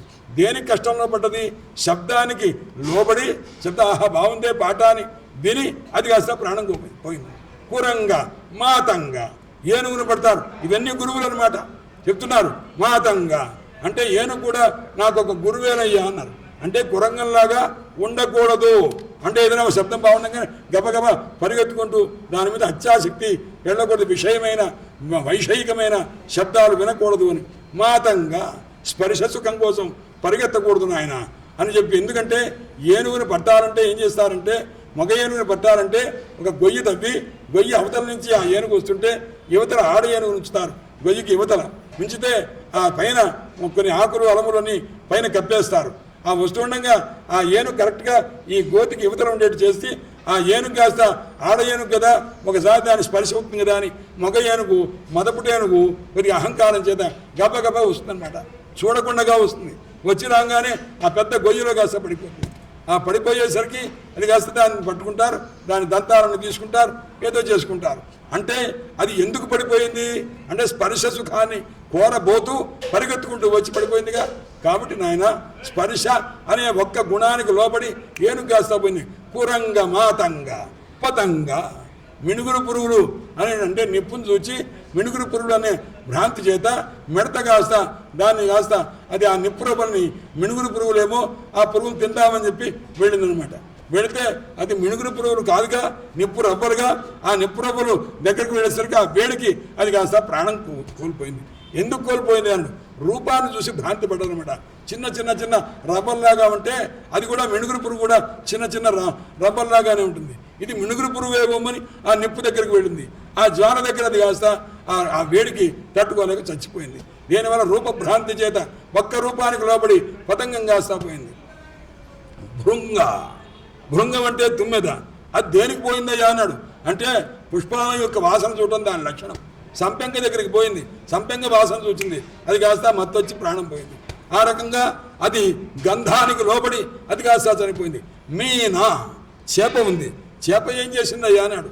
అంటే రసాన్ని ఆస్వాదించే లక్షణం దానికి. అందువల్ల జాలరి ఒక మురుకు పెట్టి, ఒక చిన్న సూది లాంటిది పెట్టి, దానికి ఒక మాంసఖండ లాంటిది పెడితే అదేదో దాన్ని ఆస్వాదిద్దాన్ని పెడుతుంటే ఠక్కున ముందు ఏం గుచ్చుకుంటుంది? ముళ్ళు గుచ్చుకుంటుంది. ముళ్ళు గుచ్చుకున్న తర్వాత వెనకాల ఉంటుంది మాంసఖండ. దాన్ని పట్టుకుందామని ఉద్దేశంతో ముందుకు వెళితే ఆ ముళ్ళు గుచ్చుకొని పోయింది. నీకు ఎందుకు పోయి చచ్చిపోయిందయ్యా అన్నాడు. రసాస్వాదన చేద్దాం, అక్కడ ఉన్నటువంటిది ఆహారాన్ని తీసుకుందామని వెళ్ళి ఆ మురుకుకు గుచ్చుకొని చచ్చిపోయింది. కాబట్టి నాయన ఒక్కొక్కళ్ళు కురంగ మాతంగ పతంగ మీన భృంగాహ, ఇవన్నీ ఒక్కొక్క గుణానికి ఒక్కొక్కడు చచ్చిపోయారు. ఈ మానవుడున్న వాడికి ఒక గుణంతో సరిపోతుందా? 5 గుణాలు కావాలి. వాడు పోకుండా ఇంతకాలం ఉండటం ఆశ్చర్యమడ. నర పంచభిరంచిత, ఈ మానవుడు పంచభిరంచిత, 5 గుణాలు కావాలి. వాడికి రూపం కావాలి, రసం కావాలి, తర్వాత గంధం కావాలి, స్పర్శ కావాలి, అన్నీ కావాలి. అందుచేత నాయన వీళ్ళందరినీ చూచి ఓహో ఇలా ఉండకూడదు, ఇలా ఉండకూడదు, ఇలా ఉండకూడదు అని నేర్చుకున్నాను. అందువల్ల ఈ 5 గురించి కూడాను చెప్పారు. అందువల్ల వీళ్ళందరూ కూడాను నివృత్తి గురువులు అన్నమాట. ఇలా ఉండకూడదు, ఇలా ఉండకూడదు, ఇలా ఉండకూడదు అని. రసానికి లోపడకూడదు, రూపానికి లోపడకూడదు, గంధానికి లోపడకూడదు, స్పర్శకు లోపడకూడదు, ఈ రకంగా ఉండాలని అనుకోవటం చేత వీళ్ళంతా కూడాను నివృత్తి గురువులు అని తెలుసుకున్నాను నాయన. గ్రామ్య గీతం నా శృణ్యాత్. ఆ తర్వాత నాకు ఒక వేశ్య గురువయ్యా అన్నారు. యదు చక్రవర్తికి చెప్తున్నారు దత్తాత్రేయులు వారు, వేశ్య గురువు ఏమిటండి అన్నారు. అయ్యా పింగళా నామ వేశ్యాసీత్. పింగళ అనే ఒక వేశ్య ఉన్నది. ఎక్కడ? విదేహ నగరంలో ఉంది. అంటే జనక మహారాజు యొక్క నగరంలో ఉంది ఆమె. అందువల్ల నేను నేర్చుకున్నాను అన్నాడు. అసలు వేశ్య వాటికి ఈయనేం పనయ్యా, ఈయనకేం పనయ్యా అని మనమైతే మాట్లాడతాం. ఆయన అవధూత, ఆయన ఎక్కడికి వెళుతున్నారో ఆ వేశ్య ఇల్లు ఇక్కడ ఉందనో అటువంటి దృష్టి లేదు మహానుభావుడు. శాంత మహాంతో భువనే చలంత అని మహాత్ములు సంచారం చేస్తూ ఉంటారు. ఎందుకయ్యా అన్నారు, వాళ్ళు వెళ్ళటం వల్ల ఆ దేశం అంతా పరమ పవిత్రమైపోతుందన్నమాట. చూడండి ఇక్కడ చెప్తారు, ఆయన వెళ్ళారట. వెళ్ళేసరికి ఇక్కడ ఎదురుగుండగా ఆ పింగళ అనే వేశ్య ఇల్లున్నదండి. ఈ ఎదురుగుండగా ఆమె ఇంటి ఎదురుగుండగా ఒక చెట్టు ఉంది. ఆ చెట్టు దగ్గర కూర్చున్నారు మహానుభావుడు. ఆయనకి ఏముందండి, ఏదో వచ్చి ఎక్కడికి వచ్చారో ఆయనకు తెలియదు. కూర్చున్నాడు మహానుభావుడు. ఇలా కూర్చొని ఉంటుంటే ఆ పింగళ అనే వేశ్యకి ఒకటి చెప్పాడు, నేను నీకు ఇంత డబ్బిస్తాను, ఈ రోజు నాకు సుఖాన్ని ఇవ్వాలి. సరే వాడు వస్తాడేమో అని చూచింది. చూస్తుంటే వాడు రావడం ఆలస్యమైంది. ఆలస్యమైతే వాడన్నాడు, వాడుగా రాలేదు. వస్తానన్నవాడు రాలేదు. ఇంకొకడు వచ్చాడు, నేను ఇంతకంటే ఎక్కువ ఇస్తానని ఎక్కువ చెప్పాట. ఎక్కువ చెప్తే ఆమె ఏమనుకున్నదంటే ఇంతకంటే ఎక్కువ ఇచ్చేవాడు వస్తాడేమో అని వాడిని కాస్తాను ఎట్టేసింది. వస్తానన్నవాడు రాలేదు, అంతకంటే ఎక్కువ ఇస్తానన్న వాడిని అంగీకరించరా. ఇంకొకడు వచ్చాడు, అంతకంటే ఎక్కువ ఇస్తానని చూసి వాడు రాలేదు. తర్వాత ఈ రకంగా చూచి ఇంకా ఎక్కువ ఇచ్చేవాడు వస్తాడేమో, ఇంకా ఎక్కువ ఇచ్చేవాడు వస్తాడేమో అని చెప్పి అంతా కూడా వదిలేసుకొని అసలు ఎవ్వరూ రాలేదు, ఎవరిని పొందలేదు. ఇలా చూస్తున్నది అన్నమాట. ఇంకా వస్తుందేమో, ఇంకా ఎక్కువ ఇచ్చేవాడు వస్తాడేమో అని నిరీక్షిస్తున్నది. ఇంత లోపల అటు నుంచి గాలి ఎదురుగుండగా వస్తుందన్నమాట. అంటే ఆయన దత్తాత్రేయుల వారు కూర్చున్న చెట్టు దగ్గర ఉన్న ప్రాంతంగా గాలి ఒకటి వెళ్ళి అక్కడ ఆ మేడ మీద కూర్చొని నిరీక్షిస్తున్నటువంటి ఆ వేశ్య మీదకి ఈయన శరీరం నుంచి ఇచ్చిన గాలి ఆమె మీద ప్రసరించిందిట.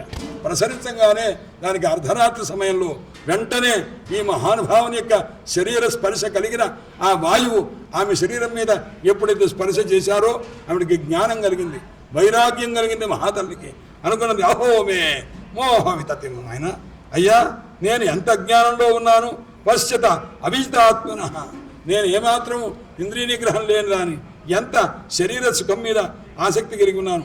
యా కాంతాత్ అసత కామం కామయే, నేను కాంతాత్ అసత చెడ్డవాడైన ఒక బిట్టుడు డబ్బులిచ్చి ఆ సుఖాన్ని పొందాలని కోరుకునేవాడిని, వాడిని కాస్త కోరుకుంటూ అనవసరంగా ఇంత సమయము, ఇంత వయస్సు అంతా పాడు చేసుకున్నాను. ఎందుకంటే లోపల ఒక పరమాత్మ ఉన్నారు. ఎక్కడ? ఈ హృదయంలోనే ఉన్నారు. సంతం వసంతం ఆయన ఉన్నారయ్యా అన్నారు. ఎక్కడున్నాడు?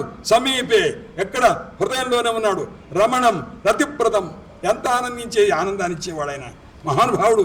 ఆయన ఏమిస్తాడయ్యాడు? విత్తప్రదం హృదిస్థోపి, మనం చెప్పా హృదిస్థోపి శ్రీమాన్ అఖిల పురుషార్థైక నిలయ. ఎక్కడున్నాడండి పరమాత్మ? ఎక్కడున్నాడు? ఒక వ్యక్తిని మనం పరిచయం చేసుకోవాలంటే పొద్దున్నే నానా హడావిడి పడిపోయి అయ్యో ఆయన నమ్మన్నాడు పని అయిపోతుంది, లేకపోతే అవ్వదు, రూపాయి ఇస్తా అన్నాడు, వడ్డీ లేకుండా పరిగెడుతుంటామే. ఇక్కడ ఎవరున్నారు? ఆయన హృదిస్థోపి శ్రీమాన్, హృదయంలో ఉన్నాడు ఎవరైనా శ్రీమంతుడు. ఆ శ్రీమంతుడికి దయ ఉందా లేదా అన్నాడు. దయోదార స్వామి, ఎంత దయండి, ఎంత దయో దాసులపై పంతంబున మకరి బట్టి బాధింపంగా అని అంటుంటే అటువంటి మహానుభావుడు లోపల దయాళువైనటువంటి వారు ఉన్నారే పరమాత్మ. ఆయన ఏం చేస్తాడయ్యా? ఉదారంగా ఇస్తాడన్నాడు. నువ్వు అడిగిన దానికంటే ఎక్కువ ఇస్తాడు, నీకు అడగడం చేత కాదని చెప్పి. అలాంటి మహానుభావుడు ఎక్కడున్నాడయ్యా? అంత శ్రీమంతుడు. హృదిస్థోపి, హృదయంలోనే ఉన్నాడు. పరిచయం అయిందా మనకు? ఈ రోజుకి అయిందా మనకు? లేదే. మన హృదయంలో ఉన్నాయని మనం కనిపెట్టలేకపోయామే. ఇంతకంటే దౌర్భాగ్యం ఉన్నదా అని ఆ మహానుభావుడు ఆశ్రమస్వామి వారు చెప్పారు. హృదిస్థోపి శ్రీమాన్ అఖిల పురుషార్థైక నిలయ దయోదార స్వామి నచ గరుడగామి పరిచిత. అలాంటి గరుడ వాహనుడైన పరమాత్మతో ఇప్పటికి పరిచయం కలగలేదు. అందుచేత ఆమె అన్నది సంతం, ఆయన ఎటువంటి వాడు? పరమాత్మ లోపలే ఉన్నాడు. విత్తప్రదం, రతిప్రదం, ముక్తిప్రదం. ఆయనే విత్తాన్ని అడిగితే డబ్బడిగితే డబ్బిస్తాడు. ఎంత ఇస్తాడండి? ఎంతైనా ఇస్తాడు ఆ మహానుభావుడు. కేవల విత్తం కోసం మన చిత్తాన్ని కాస్త పాటు చేసుకోవడం ఏమిటండి? జగన్నాథ పండితురాయలు మహానుభావుడు, మా జగన్నాథ పండితురాయలు అంటారు, నాయన విత్తభూ చిత్తభూ మత్తభూ పాలకో పాసన యాసన యాసి నానాభ్రమై కింతయా చింతయా అనంతయా అనంతం చింతయామో హరిం అని రాశాడు మహానుభావుడు. ఆయన చిత్తభూ, మన్మధుడు శరీరాన్ని పాటు చేస్తున్నాడు పిచ్చి ఆలోచన చేత. చిత్తభూ విత్తభూ, విత్తము డబ్బున్నవాడు, భూమి ఉన్నవాడు, అలా భూపాలకులు ఉన్నారు. వాళ్ళని ఉపాసన చేసి చేసి చేసి నానా ఆయాసపడి ఉన్నానే. ఆయాసన ఆయాసి నానా భ్రమై, ఎన్ని భ్రమల చేతను ఈ రకంగా తిరుగుతున్నాను. కానీ కింతయా చింతయా అనంతయా, ఎందుకండి ఆ చింత? హృదయంలో పరమాత్మ ఉన్నారుగా. అనంతం చింతయామో హరిం అని మహానుభావుడు అన్నాడు. అందుచేత హృదయంలో ఉన్న పరమాత్మను గ్రహించలేకపోయానని పింగళ బాధపడ్డది. దాన్ని బట్టి నేనేమనుకున్నానంటే ఆ పింగళ ఏ విధంగా వైరాగ్యం కలిగి పరమాత్మను హృదయంలో ధ్యానించాలని అనుకుందో దాన్ని బట్టి ఆ జ్ఞానంతో ఉండాలని అనుకున్నా. లేదు, ఇంకొక పద్ధతి ఏమిటంటే ఆమెనే ప్రవృత్తి నివృత్తి అన్నమాట. అంటే ఎవరున్నా ఏదన్నా ఇస్తారంటే ఆశ కోసం ఇంకా వస్తుంది ఇంకా వస్తుంది ఇంకా వస్తుందని ఆశ కోసం నిరీక్షించకూడదు, ఆమెలాగా ఉండకూడదు అని తెలుసుకున్నా. జ్ఞానం కలిగిన తర్వాత ఆమె వలె ఉండవలే అని తెలుసుకున్నా. ప్రవృత్తి గురువు అయింది ఒక దశలో, నివృత్తి గురువు కూడా అయిందనమాట. ఈ విధంగా మహానుభావుడు చెప్పారు. ఆశాహి పరమం దుఃఖం నైరాశ్యం పరమం ధనం. చివరికి ఆమె సిద్ధాంతం చేసింది, నాయన ఆశ అనేది గొప్ప దుఃఖాన్ని ఇస్తుందిరా, నైరాశ్యం ఆశ లేకపోవడం అనేది పరమం సుఖం, గొప్ప సుఖం నాయన అని.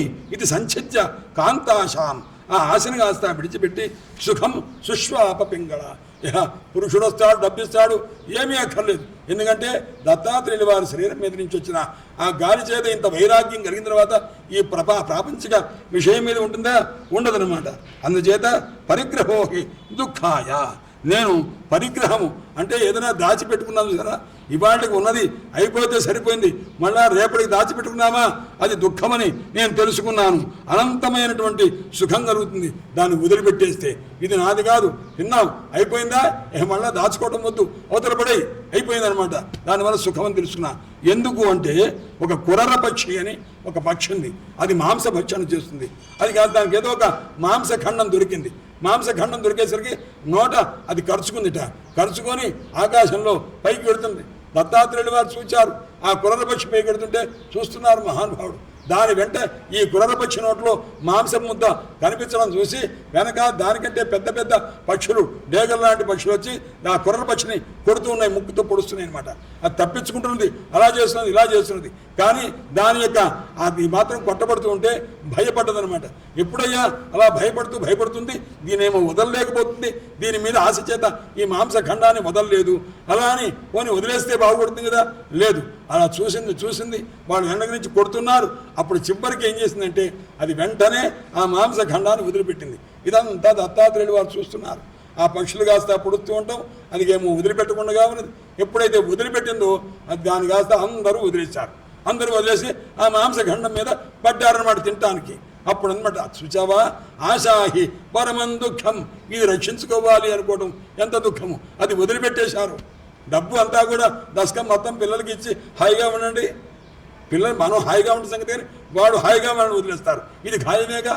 అందుచేత ఆశాహి పరమం దుఃఖం నైరాశ్యం పరమం ధనం అని రకంగా తెలుసుకుంది. ఆ తర్వాత కురరపక్షి ఈ విధంగా గురువును ఆయన ఇది కాకుండా కుమారి, ఒక పెళ్లి కాని ఒక పిల్ల ఉంది, ఆమె నాకు గురువయ్యా అన్నారు. ఎలా గురువయ్యా అంటే ఆ మహానుభావుడు దత్తాత్రేయులు వారు ఒక ఇంటి మీదుగా పెడుతూ ఉంటే ఒక ఇంట్లో అది తరచూ అటువైపు పెడుతుండేవారు. అందువల్ల ఆ ఇంట్లో ఒక యజమాని, ఆయన భార్య, వాళ్ళకు ఒక పిల్ల, ఈ భార్యాభర్తలు ఇద్దరు కూడా ఆ రోజున ఈ పిల్లకి పెళ్లి చూపులు, ఎవరో పెళ్లివారు వస్తారు, ఆ పిల్లకి సంబంధం కుదరాలని వాడు దేవుడిని నమస్కారం చేసుకుందామని ఇంట్లో నుంచి బయటకు పెడితే అమ్మాయి జాగ్రత్త ఉండమ్మా అంటే అలాగే నాన్నగారు అన్నది. ఆమె కాస్త అలంకారం చేసుకుంది, పెళ్లి కూతురుగా అలంకారం చేసుకోవడం దగ్గర స్థితంతా ఆ పిల్లకి ఏర్పడింది. వాళ్ళు వెళ్ళారు. వెళ్ళేసరికి ఇంత లోపల ఆమెను ఊరికే ఉండటం ఎందుకని చెప్పి ఇంట్లో పని చేసుకునే బుద్ధిమంతురాలు ఆ పిల్ల. వెంటనే అక్కడ ఒడ్లుంటే ఆ ఒడ్లు దంపడానికి నోట్లో దంపుతూ ఉన్నది. దంపుతూ ఉంటే ఈవిడ పెళ్లి కూతురుగా ఉందిగా, చేతి నిండా గాజులు వేసుకుంది. శబ్దాలు వస్తున్నాయి అన్నమాట. శబ్దాలు వస్తుంటే బాగా శబ్దం వస్తున్నది అని చెప్పి కొద్దిగా కొద్దిగా 4 తీసింది.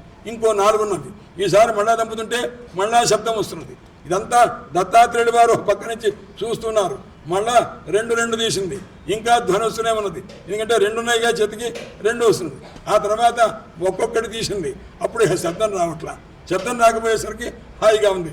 అప్పుడు నేను చూసి అనుకున్నాను, నాయన ఇద్దరు కలిశారా మాటలు, నలుగురు కలిశారా పోట్లాటలు, అందువల్ల ఒంటరిగా ఉన్నావా కలహం లేదు, శబ్దం లేదనమాట. కాబట్టి ఇలా ఉండాలి అన్న సంగతి ఆమె తీసినటువంటి గాజులను బట్టి నేను తెలుసుకున్నాను నాయన అని చెప్పి ఈ విధంగా చెప్పారన్నమాట. అందుచేత నాయన ఒక్కొక్కరి వల్ల ఒక్కొక్కరిని ఈ రకంగా తెలుసుకున్నాను. నివృత్తి మార్గం ఏదైతే ఉందో దాన్ని సేవించాలి, ప్రవృత్తి మార్గాన్ని విడిచిపెట్టాలి అని తెలుసుకున్నాను. యమాన భీషణం సేవేత, ఇంద్రియ నిగ్రహాన్ని కలగజేసేవి ఏవైతే ఉన్నావో అలాంటి వాటిని స్వీకరించాలి అని మహానుభావుడు తెలుసుకున్నాడు. నైనా విషయ సుఖాలు అనుభవించవద్దు, దాని మీద ఆసక్తిని పెంచుకోవద్దు, ఎందుకంటే అవి ఎలాంటివి అన్నాడు. ఆఘాతం నియమానస్య, ఒకడికి ఉరిశిక్ష వేశారు. ఉరిశిక్ష వేస్తే వాడిని కాస్త మెడలో ఆ పైన కాస్త ఒక పెద్ద గుదిబండరాదింటిది పెట్టి వాడిని తీసుకెడుతున్నారు. తీసుకెడుతుంటే ఇటుపక్క అటుపక్క ప్రాసాదాలు ఉన్నవి, ఏదో సినిమా వాల్ పోస్టర్ లాగా ఆకర్షణీయం ఉన్నాయి, అవన్నీ చూసుకుంటూ పెడుతున్నారు అనమాట. అది అలాంటి వాడు ఎలాంటి వాడు, విషయాసక్తి కలిగిన వాడు అలాంటి వాడు అనమాట. ఎందుకయ్యా అన్నాడు. వాడు తీసుకువెళ్ళబడే దేనికి, వాడిని గురి తీయడానికి తీసుకెడుతున్నాడు. తీసుకెడుతుంటే ఇటుపక్క అటుపక్క వాల్ పోస్టర్లు చూడటం ఏమిటి, వాడు చావడానికి సిద్ధంగా ఉంటే భగవన్నామం చేసుకోవద్దా? అందుచేత ఆ విధంగా నాయన ఆఘాతం నియమానస్య వధ్యసేవ నతుష్టిద, కాబట్టి విషయములు సంతోషకరములు కావు నాయన అని చెప్పి ఆ మహానుభావుడు చెప్పారు. చెప్పిన తర్వాత అప్పుడు అడుగుతున్నారు, స్వామి బద్ధుడంటే ఎవరు, ముక్తుడంటే ఎవరు, ఈ రకమైనటువంటి వ్యవస్థ ఎలా వచ్చింది అంటే నాయన విద్య అవిద్య, విద్య చేత ముక్తుడవుతాడు, అవిద్య చేత బద్ధుడవుతాడు. ఇవి రెండూ కూడాను నా దేహములే. జ్ఞానము అజ్ఞానము కూడా విద్యా విద్యే మమతను, విద్య కూడా నా శరీరం, అవిద్య కూడా నా శరీరం. పరమాత్మ సర్వవ్యాపకుడు అన్నారు. అవునండి సర్వవ్యాపకులేనండి అన్నారు. తక్కువ చోట ఉన్నారంటే అంటే అంతటా లేరు అంటే ఏమవుతుంది, ఆయన వ్యాపకత్వాన్ని శంకించినట్టు అవుతుందన్నమాట. అందువల్ల గచ్చానయ వ్యాపకత హతాతే, స్తుత్యానయ వాక్పరత హతాతే, గచ్చానయ వ్యాపకత హతాతే, దృష్ట్యానయ అగోచరత హతాతే. నేను పొద్దు లేచి 3 తప్పులు చేశా, అవధూత గీతలో చెప్తారు ఆ మాట. అయ్యా నేను 3 తప్పులు చేశానయ్యా అన్నారు. ఏమిటా తప్పు అన్నారు. వెంకటేశ్వర స్వామి వారు తిరుపతిలో ఉన్నారని వెళ్ళా, అంతే తప్ప అంతటా లేరా అన్నారు. అంతటా పరమాత్మ ఉన్నారుగా, ఉన్నప్పుడు ఇక్కడ ఉండరా అన్నారు. ఉంటారు, వెంకటేశ్వర స్వామి వారుగా లేకపోవచ్చు, వ్యాపకమైన విష్ణు స్వరూపంతో ఉంటారుగా, అంతటా ఉంటారు. కాబట్టి అక్కడికి వెళ్ళనవసరం లేదు. నేను కానీ వెళ్ళి అక్కడ ఉన్నారని వెళ్ళానే, అలా వెళ్ళటం చేత స్వామి ఓ మహావిష్ణు నీ వ్యాపకత్వాన్ని శంకించి ఇక్కడ లేవని ఆ ఊరు నుంచి ఈ ఊరు వచ్చానే, దీనివల్ల నేను చేసిన మొదటి తప్పు ఏమిటి అన్నారు. అంటే నీ వ్యాపకత్వాన్ని శంకించేగా, నువ్వు అంతటా ఉన్నావుగా, అంతటా ఉన్నా నువ్వు అక్కడే ఉన్నావని అక్కడికి వచ్చానే, ఇది చేసిన మొదటి తప్పు.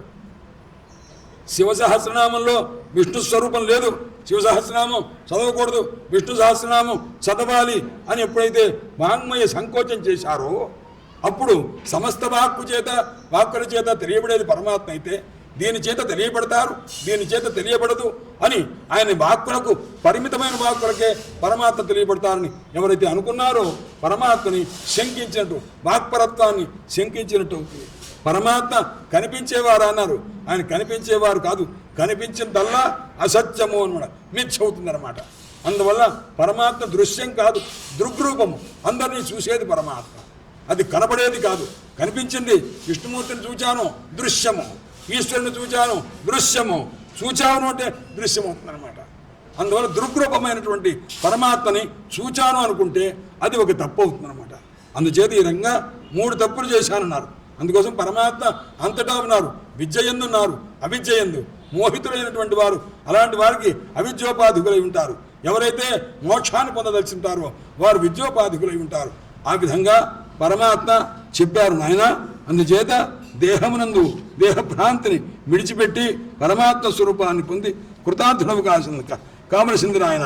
ఆత్మారాముడైనటువంటి వాడు ఈ వైరాగ్యం కలిగి పరమాత్మ యందు మనస్సు కలిగి ఎవరైతే ఉంటారో అటువంటి వాడు జడభావాన్ని పొంది ప్రపంచ సుఖాల మీద విరక్తి కలిగి ఉన్నటువంటి వాడు నా అనుగ్రహాన్ని పొందే రీతిగా శబ్దబ్రహ్మయందు పరమాత్మ తత్వాన్ని తెలియజేసే వాంగ్మయం మీద మిక్కిరి ఆసక్తి కలిగి ఆ వాంగ్మయాన్ని నిరంతరం చెప్తూ ఉంటాడు నాయన.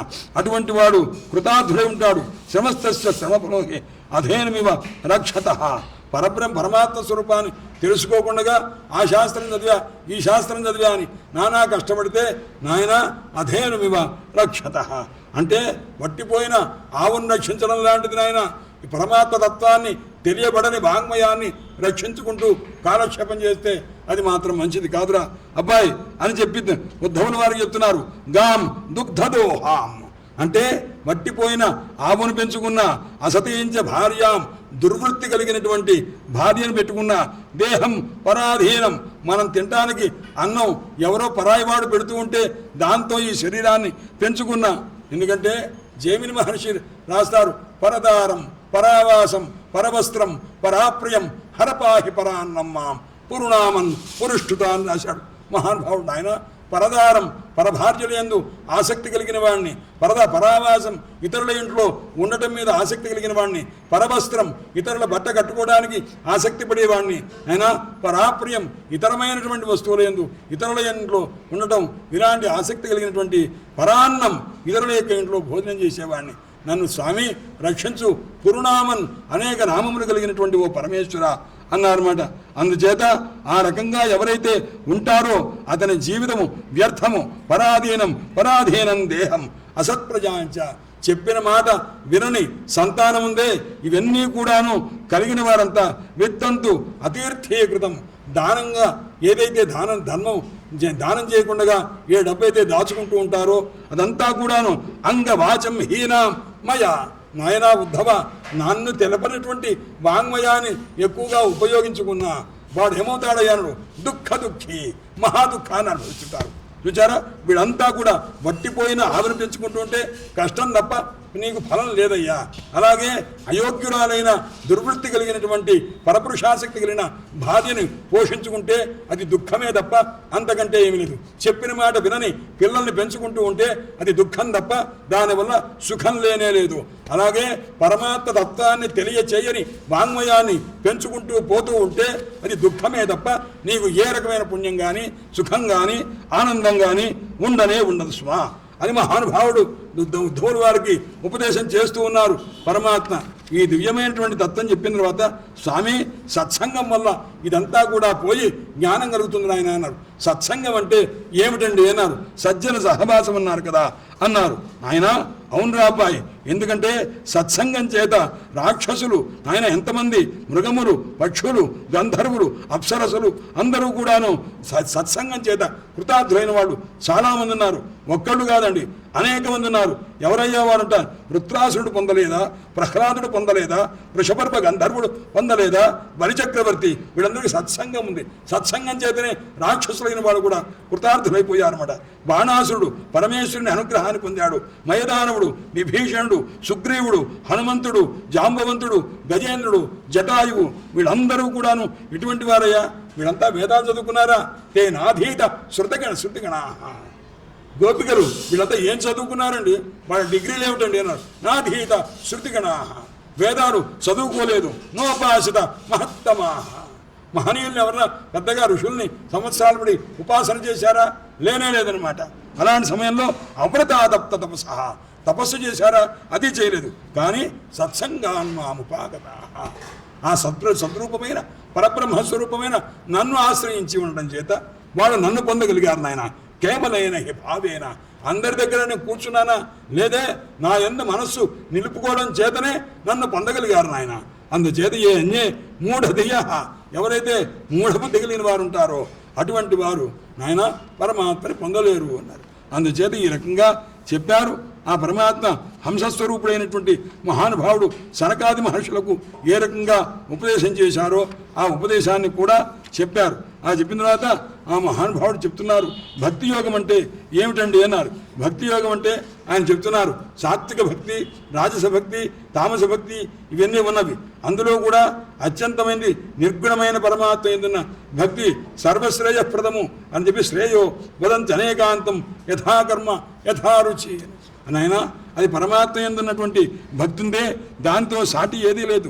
ఆ భక్తి ఏం చేస్తుంది అన్నారు అంటే ముక్తి కంటే గొప్పదయ్యా భక్తి అన్నారు. నా పారమేష్యం, భక్తి కలిగినటువంటి వాడు బ్రహ్మలోకం ఇస్తానా ఇంద్రలోకం ఇస్తానా వాడు పొరపాటును కూడా తీసుకోడు అని చెప్పి అలాంటి జ్ఞానం కలిగి ఉండు నాయన ఉద్ధవ అని చెప్పి, నాయనా ఉద్ధవ నువ్వంటే నాకు ఎంత ఇష్టమో తెలుసా.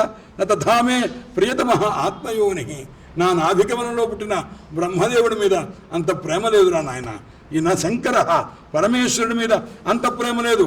మా అన్నగారు బలరాముని వారి మీద అంత ప్రేమ లేదు. నచ శంకర్షణ, ఆయన మీద కూడా అంత ప్రేమ లేదు నాన్న. నా భార్య వక్షస్థలంలో నిత్య నివాసిని అయిన ఆ లక్ష్మీదేవి కూడా అంత ప్రేమ లేదు నాయన. నా శ్రీ నైవ ఆత్మ, ఒక మాట చెప్తున్నా, నా మీద నాకంత ప్రేమ లేదు రా అబ్బాయి, ఇంతకంటే చెప్పేదేముంది. యథా భవాన్, నువ్వంటే అంత ఇష్టం నాయన అన్నాడు పరమాత్మ. ఎంత ఎంత అనుగ్రహాన్ని పొందాడండి. ఆ ఉద్ధవుని యొక్క గొప్పతనం ఎంతదండి.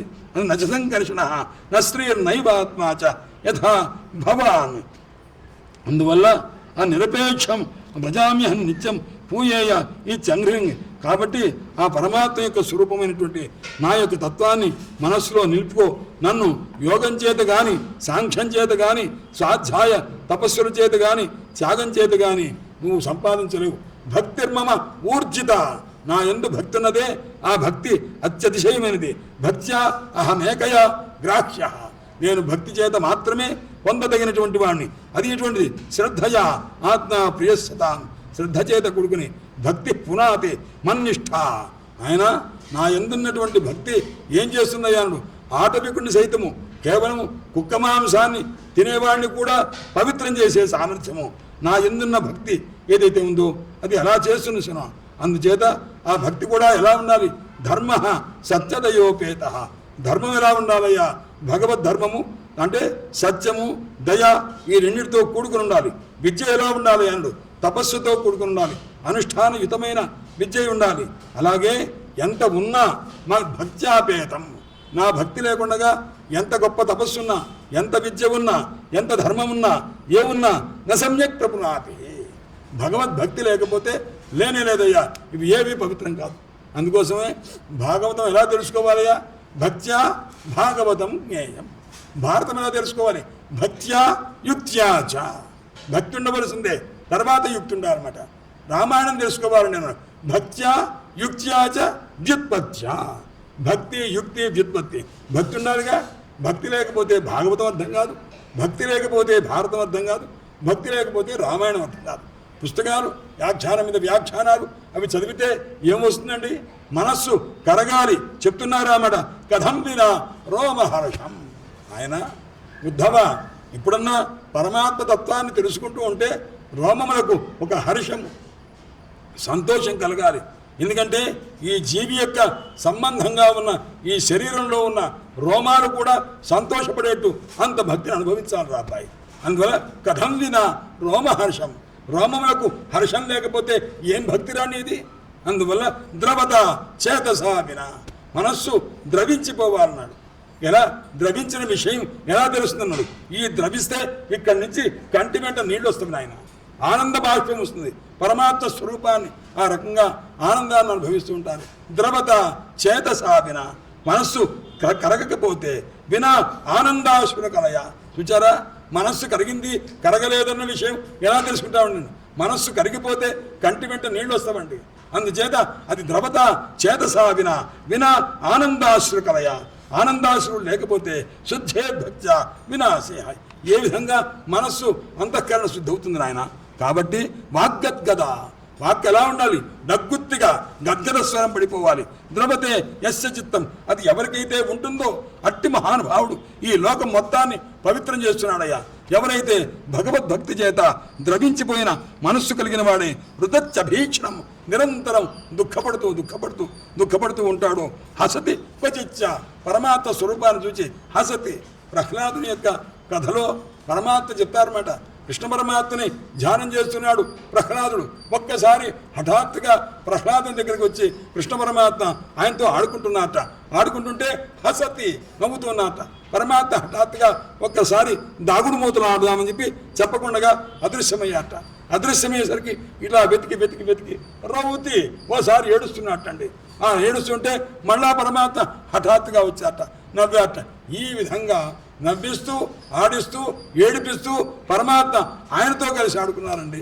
ఎటువంటి ఎంత అదృష్టం ఉన్నదండి. అందుచేత ఆ విధంగా చెప్తున్నారు.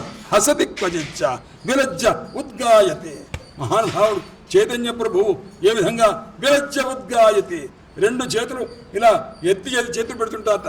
ఎందుకయ్యా చేతులు రెండు కూడా ఎత్తి పెడతారని చెప్పి, గోవర్ధన పర్వతం ఎత్తేటప్పుడు చేతులు ఎత్తారు తప్ప ఈ రెండు చేతులు ఎందుకు అని అన్నారు.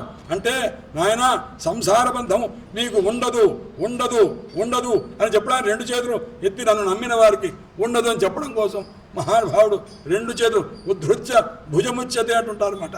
ఆ రకంగా రెండు చేతులు ఎత్తి అభయమిస్తున్నటువంటి ఆ రెండు చేతులు కూడా అని అంటారన్నమాట. అందుచేత విలజ్జ ఉద్గాయతి నృత్యతేచ. ఇందుకోసం ఇప్పటికి కూడా ఒరిస్సాలో ఎవరన్నా ఉన్నారు భగవద్భక్తులు ఉంటే ఇలా వెంటనే చేతులు ఎత్తుతుంటారు అన్నమాట.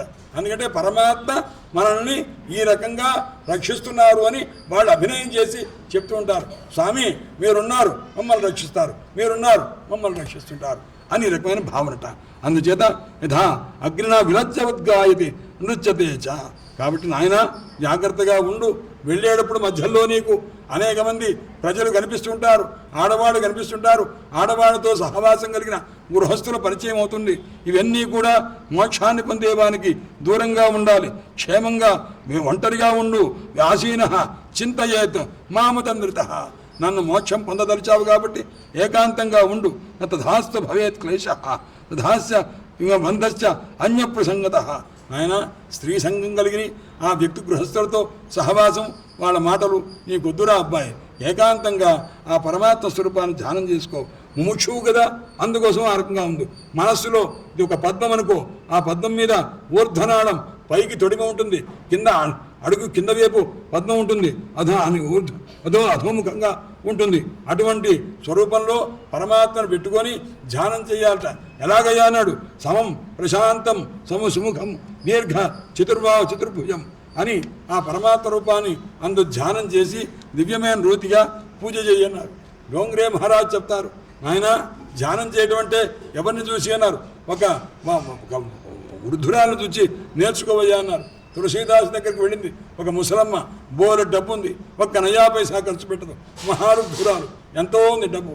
కానీ ఆమె ఏం చేసింది, కృష్ణ పరమాత్మ దగ్గరికి తులసీదాస్ దగ్గరికి వెళ్ళి అందరూ అడుగుతుంటే, స్వామి నేను కూడా దేవతార్చనాది పూజ చేసుకోవాలనుంది, కానీ పెద్దదాన్ని అయిపోయాను, ఏదన్నా మనసులో భావన చేసుకోవడానికి నాకు ఏదైనా చెప్పండి అని అడిగింది. అంటే నీకు ఎవరంటే ఇష్టము అన్నారు. కృష్ణ పరమాత్మ అంటే ఇష్టం అన్నారు. రుక్మిణీ సమేత కృష్ణ పరమాత్మ, రాధా సమేత కృష్ణ పరమాత్మ అన్నారు. వాళ్ళందరికైతే నైవేద్యాలు పెట్టాలి, ఇదంతా నా వల్ల అవ్వదు. భావన చేత కూడా నైవేద్యం పెట్టాలి కదా, అది కూడా నా వల్ల అవ్వదు. నేనైతే కొద్దిగా బాలకృష్ణుడికి అయితే చేస్తాను నాయన అన్న. ఓహో చిన్న పిల్లవాడు కృష్ణ పరమాత్మకి చేస్తావా? అయితే నువ్వేం చేస్తావంటే నువ్వేం ఖర్చు పెట్టక్కర్లేదు, నేను చెప్పినట్టుగా మనసులో అనుకోన్నారు. ఓ బ్రహ్మాండంగా అనుకుంటాను నేను. పొద్దున్నే లేచిందా తెల్లవారుజాము లేవంగానే కృష్ణ పరమాత్మకు మేలుకొలుపులు పాడుతూ ఉండు. మేలుకొలుపులు పాడిన తర్వాత పరమాత్మ కొద్దిసేపటికి లేస్తారు. లేవంగానే పరమాత్మను చక్కగా దగ్గరికి తీసుకున్న పరమాత్మను నాయన కాళ్ళు కడుక్కో, దూరం అంతా కూడా తీర్చుకో అని చెప్పి ఆయన కాస్త కొద్దిగా అటు ఇటు తిప్పిన తర్వాత ఆయన ఆ శౌచాదులంతా కూడా విడిచిపెట్టినట్టు భావన చేయి. అయిన తర్వాత పరమాత్మకు శుభ్రంగా వేడి నీళ్లు పోసి ఆయన కాస్త చాలా ఆదరంగా మాట్లాడుతూ నీళ్లు పోసిన తర్వాత పరమాత్మకి మంచి కొత్త బట్టలు కట్టిన తర్వాత పరమాత్మకి దివ్యమైన ధూపాన్ని ఇవ్వు. ఆ సుగంధమైనటువంటి ధూపాన్ని పరమాత్మ ఆఘ్రాణించినట్టు మనసులో భావన చేసిన తర్వాత పరమాత్మ కొద్దిగా పలహారం పెట్టిన తర్వాత పరమాత్మ పిల్లలతో ఆడుకున్నట్టు భావన చేసిన తర్వాత మధ్యాహ్నం అయిన తర్వాత నాయన అలసిపోయి వచ్చావా నాయన కృష్ణ అని మళ్ళీ ఆయనకి చక్కగా అన్నం పెట్టు. పంచభక్ష పరిమాణాలతో అన్నం పెట్టినట్టుగా భావన చేయి. ఆయనకి పెట్టిన తర్వాత శుభ్రంగా తిన్న తర్వాత ఆయన మళ్ళా కొద్దిగా విశ్రాంతి తీసుకున్నట్టు భావన చేసిన తర్వాత మళ్ళా మధ్యాహ్నం 4 గంటలకు లేచిన తర్వాత ఆ మహానుభావుడికి పాలిచ్చిన తర్వాత వెంటనే కొద్దిసేపు ఆడుకోవడానికి తిప్పినట్టు భావన చేయి. ఆడుకొని వచ్చిన తర్వాత మళ్ళా నీళ్లు పోసిన తర్వాత మళ్ళా భోజనం పెట్టి చక్కగా ఆ లాలిపాట పాడుతూ నెమ్మదిగా అని పడుకోబెట్టేట్టు భావన చేయి. ఈ రకంగా చేస్తే నీవు నెల రోజుల లోపల పరమాత్మ ప్రత్యక్షం కాకపోతే నన్ను అడుగు అన్నారు. అనేసరికి సరే స్వామి ఇది పెద్ద విషయం కాదు, నేను జాగ్రత్తగా చేస్తానని మొదలుపెట్టింది. మహానుభావుడు ఎలా చెప్పాడో అలా చేస్తూ ఉన్నది. ఒక రోజున 10 రోజులు అయిన తర్వాత వెంటనే ఆమెకు అనిపించింది, అనవసరంగా ఈ పాలలో పంచదార ఎక్కువ వేసినట్టున్నానేమో అని అనుకున్నదామె. ఇది కూడా భావనే. అంటే ఆయన చెప్పారుగా పాలు తీసుకురా, పొద్దున్నే పాలు స్నానం అయిన తర్వాత పాలు ఇవ్వన్నదిగా ఆ పాలు కాస్త గ్లాసులోంచి తీసుకొచ్చింది.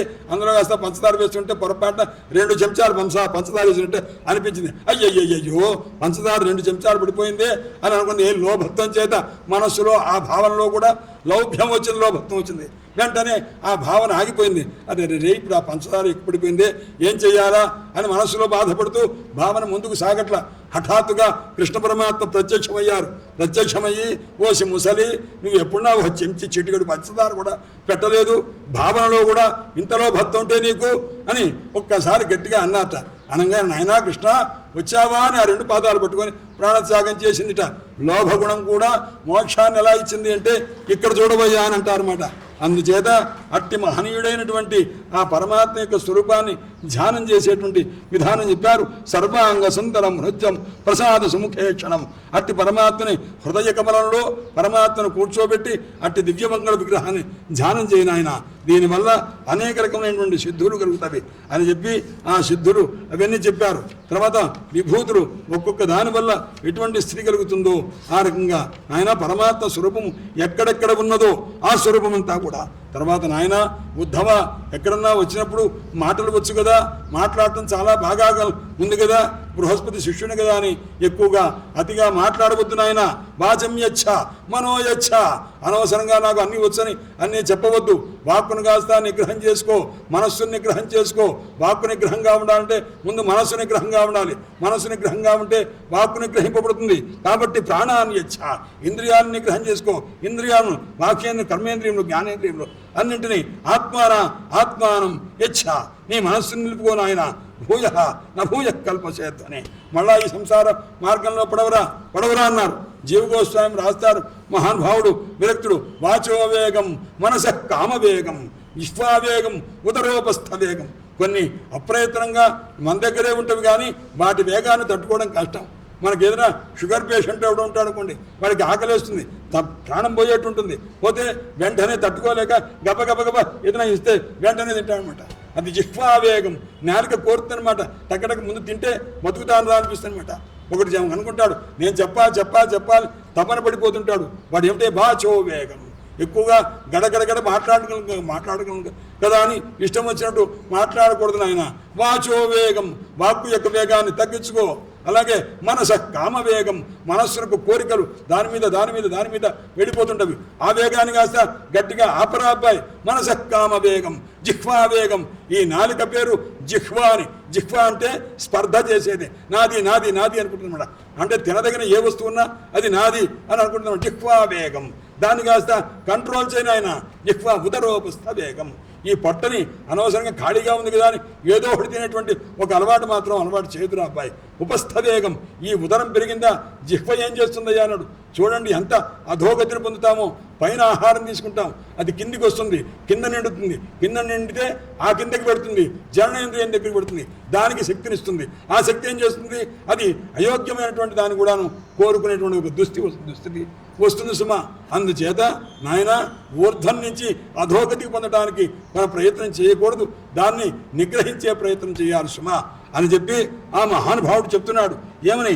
ఆత్మానం ఆత్మనా యచ్చ, దాన్ని నిగ్రహించుకోనాయన అని చెప్పి యోవై వాంగ్మనసి సమ్యక్ అసంయచ్చన్, వాక్కుని మనస్సుని నిగ్రహించుకోలేదు అట్టివాడు అతని వ్రతం కానీ అతని తపస్సు కానీ దానం కానీ మొత్తం కూడా పచ్చి కుండలో నుంచి నీళ్లు కనుక పడితే ఏ విధంగా కారిపోతావో అలా పోతుంది. కాబట్టి వాక్కుని మనస్సుని నిగ్రహించుకోవాలి నాయన.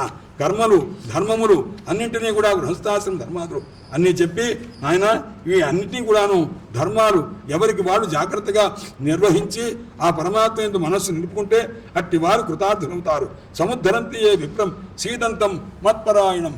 ఏ బ్రాహ్మణోత్తముడు కొద్దిగా కష్టపడుతూ ఉంటే అలాంటి వాని కష్టాన్ని పోగొట్టి అయ్యా మేము ఉన్నామని ఎవరైతే అట్టి బ్రాహ్మణోత్తముడిని భగవద్భక్తి కలిగిన బ్రాహ్మణోత్తముడిని ఉద్ధరిస్తారో అటువంటి ఆ ఉద్ధరించిన వాడని నేను ధరిస్తాను ఆయన, అది నా కర్తవ్యము. తాను ధరిష్యే నచిరాదాపభ్యో నోరివార్ణవాత్. సముద్రంలో మునిగిపోయేవానికి ఏ విధంగా దివ్యమైనటువంటి నౌక రక్షణ అవుతుందో అలా ఆపద్ధర్మంలో ఆపత్తిలో ఉన్న బ్రాహ్మణుని రక్షించిన వారికి నేను రక్షకుండై ఉంటాను నాయన. కుటుంబేషు నమజ్జతే నా నమజ్జే సజ్జేత. నాయన కుటుంబ విషయాల్లో అతిగా జ్ఞానం పొందేవాడు ఆసక్తి పడకూడదు, ప్రమాదాన్ని పొందకూడదు. కాబట్టి జ్ఞానం కలిగినటువంటి వాడు ఎలా ఉండాలయ్యా అన్నాడు. నాయన అంతా ప్రపంచమంతా నశ్వరమనేటువంటి జ్ఞానం కలిగి ఉండాలి సుమా అని చెప్పి ఈ రకంగా మహనీయమైనటువంటి ఉపదేశాలంతా చేశారు. ఆ చేసిన తర్వాత కొంత దూరం అర్థేహి అవిద్యమానేపి. నాయన నీకొక్క మాట చెప్తున్నా, వస్తువు లేకపోయినా సంస్కృతిర్న నివర్తతే. అర్థేహి ప్రయోజనం ఏదీ లేదు, లేకపోయినప్పుడు కూడా సంసారం పోతుందే అన్నాడు. పోదు, మనస్సులో తలుచుకుంటే సంసారం వచ్చేస్తుందయ్యా. అది స్వప్నంలో మనం చెడ్డకల రాకూడదని మనం పడుకున్నంత మాత్రం చేత స్వప్నం కంటే అనర్థం రాకుండా ఉంటుందా? అనర్థమైంది ఏదో ఒకటి వస్తూనే ఉంటుందన్నమాట. అందుచేత కాబట్టి ఉద్ధవ, ఈ లోకంలో నువ్వు తిరుగుతున్నప్పుడు నీకు ఏదో ఒక వ్యతిరేకత వస్తూనే ఉంటుంది. కష్టం కలిగించేవాళ్ళు ఉంటారు, నిన్ను అవమానించేవాళ్ళు ఉంటారు, నిన్ను రాళ్ళు వేసేవాళ్ళు ఉంటారు, నీ మీద ఉమ్మి వేసేవాళ్ళు ఉంటారు. ఎవరు ఉన్నప్పటికీ కూడా అంతా సహించుకుంటూ సహించుకుంటూ సహించుకుంటూ జాగ్రత్తగా ఉండు నాయన. క్షిప్త అవమానిత అసద్భి ప్రణబ్ధ అసూయిత. నాయన అందరూ మంచిగా ఉండాలని నువ్వు అనుకుంటే మంచి అవుతుందా? నీ బుద్ధి మంచిగా ఉంటే చెడ్డవాడు కూడా నీకు మంచివాడుగా కనిపిస్తాడు. అది లేకుండగా, ఎందుకంటే నాయన నువ్వు కాళ్ళకి చెప్పులు వేసుకోలేదు, అంతా బురద, అంతా మట్టి, అంతా కూడా మేము ముళ్ళున్నవి అని భూమిని తిట్టడం ఎందుకు రా పిచ్చివాడా? నువ్వు చెప్పులు వేసుకున్నావు అనుకో, నీకెక్కడ మట్టి అంటదే, ముళ్ళు గుచ్చుకోదే, ఏ బురద అంటదే, అలా ఉండవచ్చుగా. ఆ రకంగానే నీ మనస్సు అనేది పవిత్రంగా ఉంటే, మంచి భావనతో ఉంటే, నీకు కనిపించే దుర్మార్గుడు కూడా ఏదో వాడి యొక్క సంస్కారంలే అని మనం వెళ్ళిపోతాం. ఆ రకంగా అనుకోగలుగుతాం. ముందు ఎక్కడ బాగుపడాలి? మన మనస్సు బాగుపడాలన్నమాట. మన మనస్సు బాగుపడితే అంతా కనిపిస్తుంది అనమాట. లేకపోతే మన మనస్సు బాగా లేకపోతే అరణ్యంలో మనం సామాన్యంగా ఏం చేస్తుంటామయ్యా అన్నారు అంటే అమేధ్యం తినేటువంటి పందుల్ని వెతకడం ఎందుకండి? అక్కడ దివ్యమైనటువంటి కోకిలు ఉన్నవి, చందన వృక్షాలు ఉన్నవి, సౌగంధ్యాన్ని ఇచ్చే ఉంటుంటే అక్కడ అడవి పందులు అమేధ్యం తినే వాళ్ళ గురించి చూడవలసిన అవసరం ఏంటి? నీ బుద్ధి మంచిది కాబట్టి కాదు, కాబట్టి అలా చూస్తున్నాం. అందుకోసం అలాంటి పనులు చేయవద్దు నాయన అని చెప్తున్నారు. నిష్ఠిత మూత్రిత వా అజ్ఞై బహుదైవం ప్రకంపిత. కొంతమంది ఉమ్మేస్తారు, ఋషభదేవునికి తప్పలేదండి. ఎవరికి? సాక్షాత్తు శ్రీ మహావిష్ణువు యొక్క అంశ, భరత చక్రవర్తిని కన్నా తండ్రి, 9 కుమారులకు తండ్రి, మహానుభావుడు. ఆయన కాస్త అవధూతై వెళ్ళిపోతే అనేక మంది గ్రామస్తులు అక్కడక్కడ పల్లెటూళ్ళల్లో అజ్ఞానులైన పిల్లలంతా వచ్చి ఆయన వీపు మీద కూర్చొని అపానవాయు విసర్జన చేసి మట్టి వేసి ఈ మూత్రిత అంటే చూడండి ఏదో మాడు వాసన వస్తాం.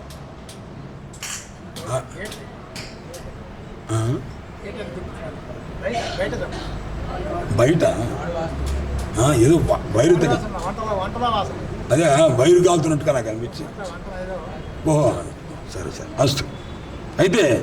అయితే ఈ రకంగా ఎప్పుడైతే జరిగిందో అట్టి సందర్భంలో కూడా మహానుభావుడు సహనం కలిగి ఉన్నటువంటి వారే ఉన్నారు. ఆ రకంగానే నీవు కూడా నాయన ఉద్ధవ జాగ్రత్తగా సుదుస్సహమిమం మన్యే ఆత్మని అసదతిక్రమం. అంటే ఎవరైనా ఒకళ్ళు వచ్చి మనల్ని కాస్త అవమానం చేస్తుంటే దాన్ని తట్టుకోవడం సుదుస్సహం, తట్టుకోవడానికి శక్యం కాదు నాయన. కాబట్టి విద్వాంసులైన వారు కూడా, ఎంత జ్ఞానం కలిగిన వారు కూడా దీన్ని సహించలేరు. కానీ నీవేం చేస్తావంటే భగవద్ధర్మములు కలిగినటువంటి వాడివై జాగ్రత్తగా ఉండు నాయన, సహనం కలిగి ఉండు నాయన. ఎన్నో ఉపద్రవాలు ఉండవచ్చు, అవమానించేవాళ్ళు ఉండవచ్చు, సహించు నాయన అని చెప్పారు. ఈ మాట అనేసరికి మహానుభావుడు ఉద్ధవుడు విన్నాడు. స్వామి సయేవం ఆశంసిత ఉద్ధవేన భాగవత ముఖ్యేన దాశార్హ ముఖ్య సభాజేన్ భృత్యవజో ముకుంద తమాపభాషే శ్రవణేయ వీర్య. ఆయన అప్పుడు స్వామి ఈ రకంగా ఉందే, ఈ అవమానం తట్టుకోవడం సహనం సహనం సహనం అంటారే, ఎక్కడికంటే ఆ సహనం, దాన్ని తట్టుకోవడం కష్టం కదా అని అనేసరికి, నాయనా నీకు ఒక్క కథ చెప్తా వింటావుట్రా అన్నాడు. స్వామి అనుగ్రహించండి అని అడిగాడు పరమాత్మని. అప్పుడు కృష్ణ పరమాత్మ చెప్తున్నారు, బార్హస్పత్య, నాయనా బృహస్పతి కుమారుడు అయ్యా అని ఒక అర్థం అనమాట. అంటే బృహస్పతి ఎలా చూచారంటే ఉద్ధవుణ్ణి తన కుమారునిలాగా ఆ శిష్యుని పెట్టుకున్నారన్నమాట. అందుచేత ఇది వరకు గురువుల యొక్క లక్షణం అలా ఉండేది. కొడుకులకి ఆస్తుల గురించి చెప్పేవాడు కాదు, కొడుకులకి రహస్యాలు చెప్పేవాడు కాదు.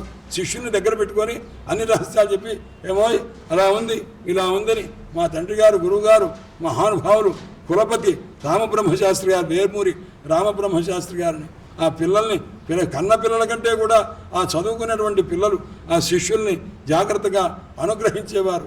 ఆ రకంగా ఉన్నటువంటి వారే జగత్తులో ప్రధానమైన పండితులు ఉన్నారు. అందుచేత అటువంటి మహనీయమైనటువంటి బుద్ధి కలిగినటువంటి వారి వాత్సల్యం కలిగి ఉంటారు. అందువల్ల శివపురాణంలో ఒక మాట ఉంది, అదేమిటో తెలుసునా అండి, నాయన శిష్యుడు గొప్ప పుత్రుడు గొప్ప అని విచారం చేశారు వేదవ్యాసులు వారు. శిష్యుడు గొప్ప పుత్రుడు గొప్ప అంటే శిష్యుడే గొప్ప, పుత్రుడు గొప్ప కాదు అన్నారు. అసలు పుత్రుడు ఎలా పుడతాడు, శిష్యుడు ఎలా పుడతాడు అని మళ్ళా విచారం చేశారు. పుత్రుడు ఎలా పుడతాడు ప్రపంచంలో ప్రతివాడికి తెలుసు. ఒక స్త్రీ పురుషులు దాంపత్యము, దానివల్ల సుఖము, ఆ సుఖంలో వీర్యకణము స్త్రీ యొక్క యోనిలో ప్రవేశించడం, తద్వారా గర్భవృద్ధి, యోని వృద్ధి, ఆ గర్భవృద్ధి కలిగి ఆ రకంగా గర్భవతయ్యి 10 మాసాలకి ఒక పిల్లనో పిల్లవాడినో కంటుంది. ఆ తర్వాత వాడిని ఏం చేస్తాం, వాడు యుక్త వయసు రాగానే, నాయన నువ్వు పెళ్లి చేసుకోరా, మంచి అమ్మాయి, అమ్మాయి నువ్వు పెళ్లి చేసుకోమ్మా, మంచి పిల్లవాడు అని చెప్పి వాడిని కాస్త మనం ఏం చేస్తామయ్యా అన్నారు, సంసారంలో పడవేస్తాం. అదే ఒక గురువు గారి దగ్గరికి శిష్యుడు వచ్చాడు అనుకోండి, వాడిని ఏం చేస్తారు, వాడికే శివపంచాక్షరు గౌరీబాద్ బాలాత్రిపుర సుందరి మంత్రము, పంచదశి మంత్రము ఏదో ఉపదేశం చేసిన ఆయన, ఇది భోగ మోక్ష విద్య, మోక్షప్రధాన విద్య, జాగ్రత్తగా అనుష్ఠానం చేసుకో, అమ్మవారి అనుగ్రహం పొందు, ఆ తల్లి యొక్క కృపచేత ఆ దుర్వేదనానుభవ పావక దూయమాన నిర్వేదమేతి నితరాం కరుణామదీయ పర్వేందు సుందరముఖి ప్రణతానుకంపే సర్వేశ్వరి త్రిపుర సుందరి మే ప్రసీద అని భావన చేసుకోరా అబ్బాయి, ఆ త్రిపుర సుందరి అమ్మవారి యొక్క అనుగ్రహాన్ని పొందు అని చెప్తారనమాట. అని ఎప్పుడైతే చెప్పాడో వాడు ఆ మంత్రం చేసుకుంటాడు, దానివల్ల మోక్షాన్ని పొందుతాడు తప్ప సంసారంలో పడమని ఆ మంత్రోపదేశం చేసే గురువు చెప్పడే. కాబట్టి సంసారంలో పడరా, పెళ్లి చేసుకోరా, మన వంశం నిలపరా అని చెప్పి మన వంశం వారితోకరా అని ఎవరైతే చెప్తుంటారో వీళ్ళంతా సంసారంలో పడవేసేవాడు తప్ప సంసారం నుంచి బయట పడవేసేవాడా కాదు కదా. అందుకోసమని కొడుకును కన్నా తల్లిదండ్రుల కంటే శిష్యుణ్ణి తయారు చేసిన గురువు అన్నవాడు గొప్ప. ఎందుకంటే ఆ శిష్యుని యొక్క జన్మ ఎలా వచ్చిందండి అన్నారు, ఆ శిష్యుడు అన్నవాడి యొక్క చెవి తీసుకొచ్చి ఆ కుడి చెవి పక్కన దగ్గర గురువు గారు మంత్రం అనే దాన్ని ఉచ్చరిస్తారు. ఇప్పుడు ఆ పిల్లవాడు పుట్టినట్టు వీడు ఎలా పుడతాడండి అన్నారు. ఆయన గురువు గారి యొక్క ఆ మాట అనేటటువంటి సరా ఆయన చెప్పే మంత్రాక్షరములు అవి వీర్యకణములు అని తెలుసుకో. గురువు ఆ శిష్యుని యొక్క చెవు ఉందే, ఆ చెవు స్త్రీ యొక్క యోని అని తెలుసుకో. గురువుగారి యొక్క మంత్రాక్షరములనే వీర్యకణములు శిష్యుని యొక్క కర్ణం అనేటటువంటి యోనిలో ప్రవేశించగానే తక్కువ వాడికి ఏం పేరు వస్తుందయ్యా, శిష్య అని పేరు వస్తుంది. ఒక పిల్లవాడు పుట్టడానికి ఆ పురుషుని యొక్క వీర్యకణము స్త్రీ యొక్క యోనిలో ప్రవేశించిన తర్వాత 10 మాసాలు అయితే కానీ వాడు పుత్రుడు పుట్టడు. వాడు కాస్త ఎంతటి వాడు అవుతాడో మనం చెప్పనే లేమన్నమాట. కానీ ఇక్కడ మాత్రం శిష్యుడు ఏమవుతాడయ్యాడు, మంత్రోచ్చారణ మాత్రం చేతనే వాడికి శిష్య అనే జన్మ వస్తుందన్నమాట.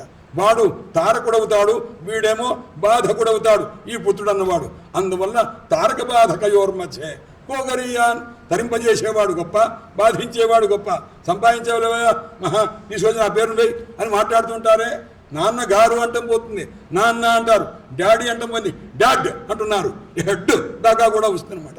ఇలాంటి సంస్కృతి అంతా పెరిగిపోయి ఆవరించిపోయి అనేక అనర్థాలకి వచ్చిందనమాట. అందుచేత నాయన వింటున్నావా ఉద్ధవా అని చెప్తూ ఇక్కడ నీకు ఒక కథ చెప్తాను, వినరా నాయన. బార్హస్పత్య, బృహస్పతి యొక్క తనయుడా అంటే ఏంటి? బృహస్పతి శిష్యుడినా, శిష్యుణ్ణి తనయుడిగా చెప్తూ ఉన్నారన్నమాట. మహనీయ ఆయన వినరా. నాత్ర సాధుమై దుర్జనేరితై, దుర్జనుడు మాట్లాడిన మాటలకు ఆ సాధువైనటువంటి వాడు ఎప్పుడూ కూడాను దురుక్తైర్భిన్నమాత్మానం సమాధాతు ఈశ్వర. ఎవరైతే అవుదామంటానా 12 అయిందా? ఓహో ఇంకా 11 అనుకుంటానండి. సరే సరే ఆపేస్తాను, అయిపోయింది. కాబట్టి ఈ విధంగా నేను ఇందాక చూసి 11 బాబు 10 అలా అనుకుంటూ కూర్చున్నాను. నేను ఇంకా చెప్పాలేమో. సరే అస్తు. అయితే వెంటనే ఇటువంటి పరిస్థితి కలిగింది. అందుచేత జాగ్రత్తగా నిగ్రహం కలిగి ఉండాలని ఆయన. పూర్వకాలంలో ఒక భిక్షు ఉన్నాడు. అది ఎటువంటి వాడు అన్నాడు? వార్తావృత్తి అంటే వడ్డీ వ్యాపారం చేస్తుండేవాడు. వాడు చెయ్యని తీసుకొని దానం లేదండి. ఏ దానం పడితే ఆ దానం తీసుకునేవాడు. అలా దానం తీసుకున్నటువంటి వాడు ఏం చేశాడయ్యా అన్నాడు. వాడు శవం చనిపోతే ఆ శవం చేతిలో నుంచి ఒక గరిటె పెట్టి ఆ గరిటె చేత ఒడ్డింపి చేస్తుంటారు. ఉత్తర దేశంలో కొన్ని చోట్ల ఉందన్నమాట. అంటే ఒక ఉత్తమ గతి కలగాలి ఈ జీవునికి అంటే ఆ జీవుని యొక్క కళేబరం ఎప్పుడైతే శవం రూపంగా ఉంటే ఆ శవంకి చేతికి ఒక కర్ర గరిటె కట్టి ఆ గరిటెని కాసి పెద్ద గరిటె పెట్టి దాని చేతనే ఆ పాత్రలో అన్నం, ఆ పాత్రలో కూర అదంతా వడ్డిస్తారనమాట. అంటే శవహస్తదత్తమైన అన్నం, ఆ అన్నం తింటే ఎక్కువ దక్షిణిస్తారట. ఆ దక్షిణ కోసం మీరంతా కూడా ఆ శవదత్తమైన అన్నం కూడా తినడానికి పెద్ద మహాప్రాయశ్చిత్తం ఉందన్నమాట. శవదత్త భోజనంకు పెద్ద ప్రాయశ్చిత్తం. ఇవన్నీ కూడా చేశాడు. డబ్బులు సంపాదించాడు, తెగ సంపాదించాడు. భార్య ఉంది, పిల్లలున్నారు. అన్నం పెట్టేవాడు కాదు, అందరినీ పంపించేసేవాడు. నువ్వు పుట్టింటికి నువ్వు తిను అనేది. మీ అమ్మతో వెళ్ళి మీరు తినండి అని పంపించాడు. తలుపు వేసుకున్నాడు, ఒక్కడే కూర్చునేవాడు, తింటుండేవాడు. మహాసంపద అంతా రోజు లెక్క పెట్టుకుంటుండేవాడు. ఇలా ఉంటూ ఉంటూ ఉండగా అందరూ కూడా పితృదేవతలు అన్నీ ఈ దుర్దానములు ఎప్పుడైతే తీసుకున్నాడో, ఏ రకంగానూ సత్కర్మలు చేయలేదో, భార్యాబిడ్డలను కూడా పోషించలేదో, వెంటనే ఆ దేవతలంతా కోపించారు. కోపించగానే ఏం జరిగిందయ్యా అన్నారు. దొంగలు వచ్చారు. అప్పుడప్పుడు తను లేనప్పుడు వచ్చి ఆ డబ్బును కాస్తా కొంతమంది కొట్టుకుపోయారు. కొంతమంది బంధువులు వచ్చారు, వాళ్ళు ఎక్కడ దాచాడో గ్రహించి అది కాస్తా తీసుకుపోయారు. రాజభటులు వచ్చారు, కొంత కొట్టుకుపోయారు. కొంత కాలగర్భంలో మొత్తం నశించిపోయింది. చివరికి డబ్బు లేకపోయింది. డబ్బు లేక ఏడ్చాడు. అరే ఎంత కష్టపడి సంపాదించాను అని చెప్పి ఆ మహానుభావుడికి అప్పుడు విరక్తి కలిగిందండి. ఎందుకు కలిగింది? ఏదో జన్మాంతర సుకృతం ఉన్నది. ఆ సుకృతం చేత విరక్తి కలిగిన వాడే అనుకున్నాడు. అరే నేను పొరపాటున ఇంద్రియ సుఖం కోసం చేశాను. ఆ ఇంద్రియముల వల్ల ఏమన్నా సుఖం ఉందా? లేదే. నీ కారణం ఏమిటి? నాకు ఈ కష్టమునకు కారణం ఏమిటి అని ఆలోచించాడు. ఆలోచించి ఆ మహానుభావుడు నానా తంటాలు పడ్డాడు. అప్పుడు గానం చేశాడు. కాబట్టి నేను మోక్షం పొందడానికి ఏదన్నా మార్గం ఉందా అన్నారు. ఎందుకంటే ఎందుకు లేదయ్యాను. ముహూర్తేన బ్రహ్మలోకం ఖట్వాంగ సమసాధయత. మోక్షం ఎందుకు పొందకూడదు? నేను పొందవచ్చు. ఖట్వాంగ మహారాజు ఇక్ష్వాకు వంశంలో రాజు. ఆయన స్వర్గలోకంలో ఇంద్రాదులకు సహకారం చేస్తూ ఉండేవాడు. సహకారం చేస్తున్నవాడు కాస్త ఒక రోజున నా ఆయుర్దాయం ఎంత ఉంది అని అడిగాడు ఇంద్రుడిని. అడిగితే నాయన నీకు ఇంత గంటన్నర కంటే ఎక్కువ లేదయ్యా నీ ఆయుర్దాయం అన్నారు.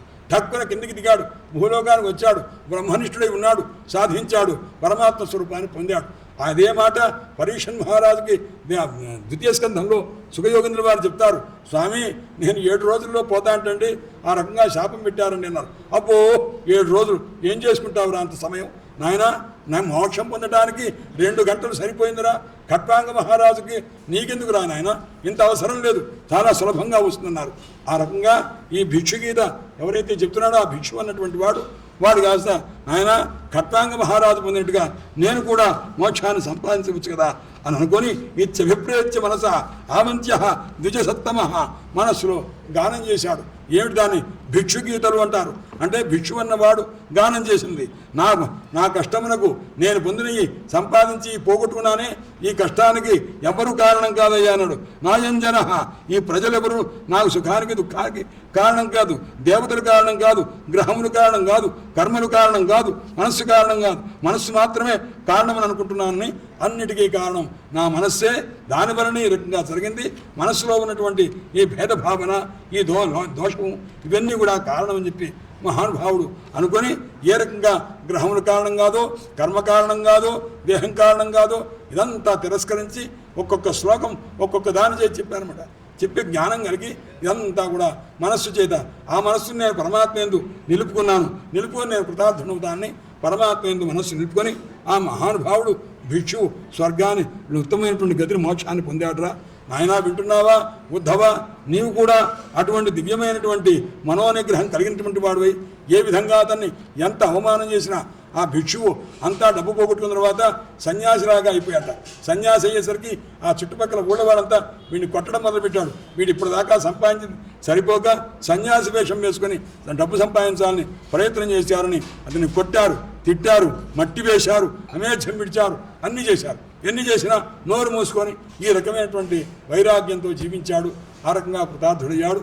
అలాగే నీకు కూడా ఎదురుపడేటప్పుడు ఎవరన్నా దుష్టులుంటారు. అది ఎందుకంటే ప్రపంచం అన్న తర్వాత నువ్వు వెళుతూ ఉంటే ఏదో ఒక సన్నివేశం వస్తుంది. అది క్లేశకరం కావచ్చు, సుఖకరం కావచ్చు. క్లేశం కలిగితే సహనం కలిగి ఉండు నాయన, సుఖం కలిగితే లోపడవద్దు నాయన. జాగ్రత్తగా వెళ్ళి ఆ భద్రకాశ్రమానికి వెళ్ళి ఆ మహనీయులైనటువంటి నరనారాయణ సేవ చేస్తూ నీకు తెలిసింది వారికి చెప్పి వారు చెప్పినటువంటి దాన్ని నువ్వు తెలుసుకుంటూ జాగ్రత్తగా కాలక్షేపం చేయవలసింది. ఈ తర్వాత కదా మధ్యాహ్నం కూడా సాయంకాలం చెప్పుకుందా నాయన అని పరమాత్మ అనుగ్రహించారు. హరయే నమః.